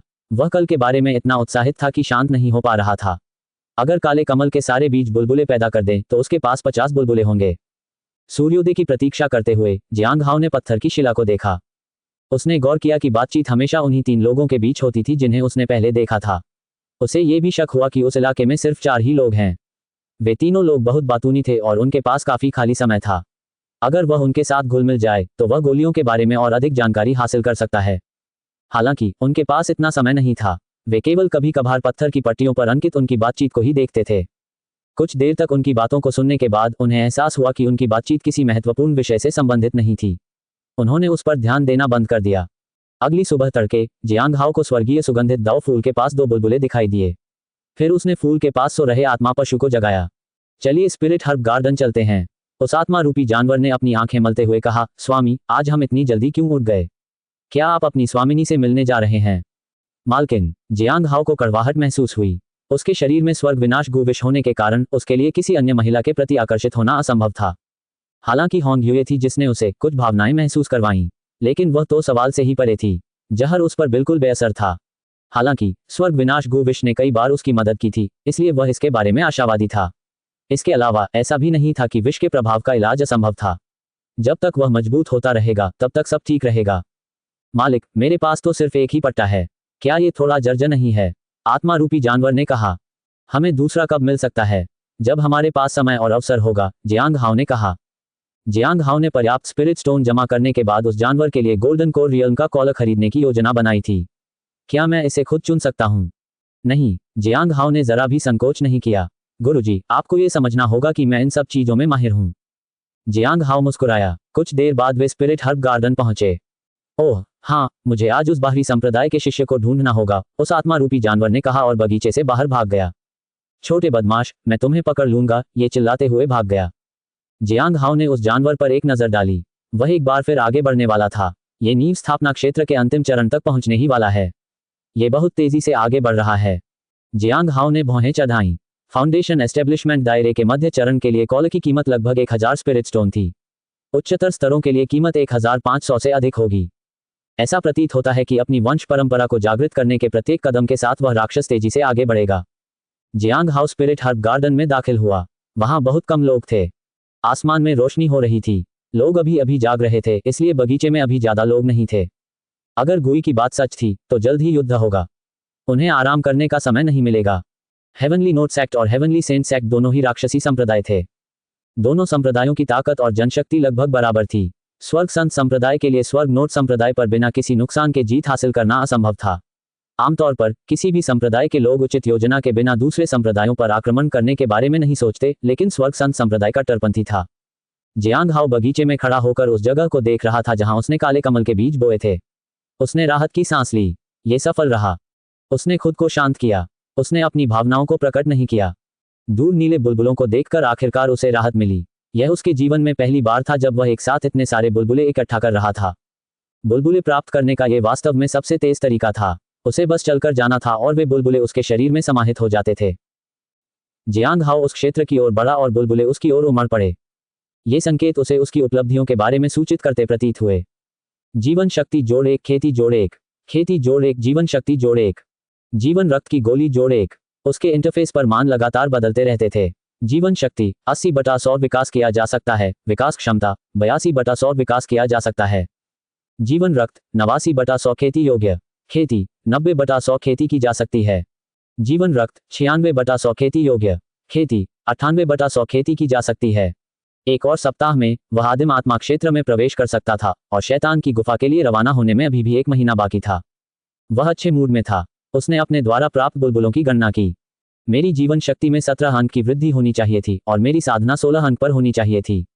एक गोली किसी अन्य आध्यात्मिक जड़ी बूटी से आई थी। तो कुल मिलाकर 33 नीले बुलबुले थे। इस बार केवल 48 कमल ही खिले थे। उसे पता नहीं था कि यह आंकड़ा सटीक है या नहीं, लेकिन उसे संभावनाएं अच्छी लग रही थीं। कैंडल लाइट पिल पवेलियन को भी इससे फायदा हुआ था। वे अपना 15 दिनों में फूल फिर से खिलेंगे। सौभाग्यवश उन्हें कोई नुकसान नहीं हुआ था। 2 दिन बाद बचे हुए बीज भी अंकुरित हो गए। उनके पास एक नीला बुलबुला दिखाई दिया। जियांग हाओ अपने आंगन में गए और स्वर्गीय सुगंधित दाव फूल के सामने प्रकट हुए 2 बुलबुले एकत्र किए। इस समय उनकी साधना और प्राण शक्ति दोनों 100 तक पहुंच चुकी थी। जीवन शक्ति 100/100 खेती योग्य। खेती 100/100 खेती की जा सकती है। अब वह आगे बढ़ सकता था। उसने उस रात तक इंतजार करने का फैसला किया। सेना की संरचना तैयार थी। हालांकि स्पिरिट हर्ब गार्डन पहुंचते ही उसने देखा कि लियू शिंगचेन प्रवेश द्वार पर उसका इंतजार कर रही थी। लियू शिंगचेन की आभा में एक बार फिर बदलाव आ गया था। उसकी अभेद्य काली आभा लगभग गायब हो गई थी। जियांग हाओ को आश्चर्य हुआ कि क्या उससे जादू की शक्ति चली गई थी। लियू शिंगचेन पहले की तरह ही दिख रहा था, हालांकि उसकी आभा कुछ महीने पहले की तुलना में अधिक मजबूत नहीं थी। जियांग हाओ अवाक रह गया। लियू शिंगचेन कुछ ही दिनों में इतना शक्तिशाली कैसे हो गया? उसने उस पर दैनिक मूल्यांकन सक्रिय कर दिया। लियू शिंगचेन, स्वर्गीय गुट का सच्चा शिष्य, जन्म से ही ड्रैगन की आभा लिए हुए। ऊब जाने पर उसने जादूगर को अपने शरीर पर अधिकार करने दिया। दुर्भाग्यवश महाजादूगर ने अंतिम क्षण में सच्चे ड्रैगन की आत्मा का अंश पा लिया और सावधानी बरतने का निर्णय लिया। वह 1 महीने तक सतर्क रहा। महाजादूगर का विश्वास पुनः प्राप्त करने के लिए उसने जादूगर की आत्मा का अधिकांश भाग निगल लिया और जानबूझकर उसे उस स्थान पर पहुंचा दिया जहां सच्चे ड्रैगन की आत्मा थी। फिर उसने ऐसा नाटक किया कि उसे आत्मा नहीं मिली और महाजादूगर और सच्चे ड्रैगन के सहयोग से उसके शरीर पर अधिकार करने की प्रतीक्षा की। वह स्वर्गीय नोट संप्रदाय के विधि प्रवर्तन हॉल का एक गुप्त एजेंट है। वह आपसे अच्छे संबंध रखता है क्योंकि वह स्वर्गीय सुगंधित दाव फूल के करीब जाकर उसकी बारीकी से निगरानी करना चाहता है। वह आप में बहुत रुचि रखता है। जियांग हाओ दंग रह गया। पहले अजगर था और अब जादूगर। जियांग हाओ सोच रहा था कि अगली बार जब वह लियू शिंगचेन का मूल्यांकन करेगा तो उसे क्या मिलेगा। क्या महान जादूगर और सच्चा ड्रैगन स्थिति को पलटने का मौका पाएंगे? लेकिन जियांग हाओ को कुछ बात परेशान कर रही थी। लियू शिंगचेन उसमें बहुत दिलचस्पी ले रहा था। आखिर किस बात में उसकी इतनी दिलचस्पी थी? ऐसे व्यक्ति द्वारा निशाना बनाया जाना परेशानी भरा था। लियू शिंगचेन ने अब तक उसे कभी कोई परेशानी नहीं दी थी। उसने तो जियांग हाओ को यह भी प्रोत्साहित किया था कि अगर उसे कभी मदद की जरूरत पड़े तो वह उससे मदद मांगे। शायद उसके बारे में चिंता करने की कोई जरूरत नहीं थी।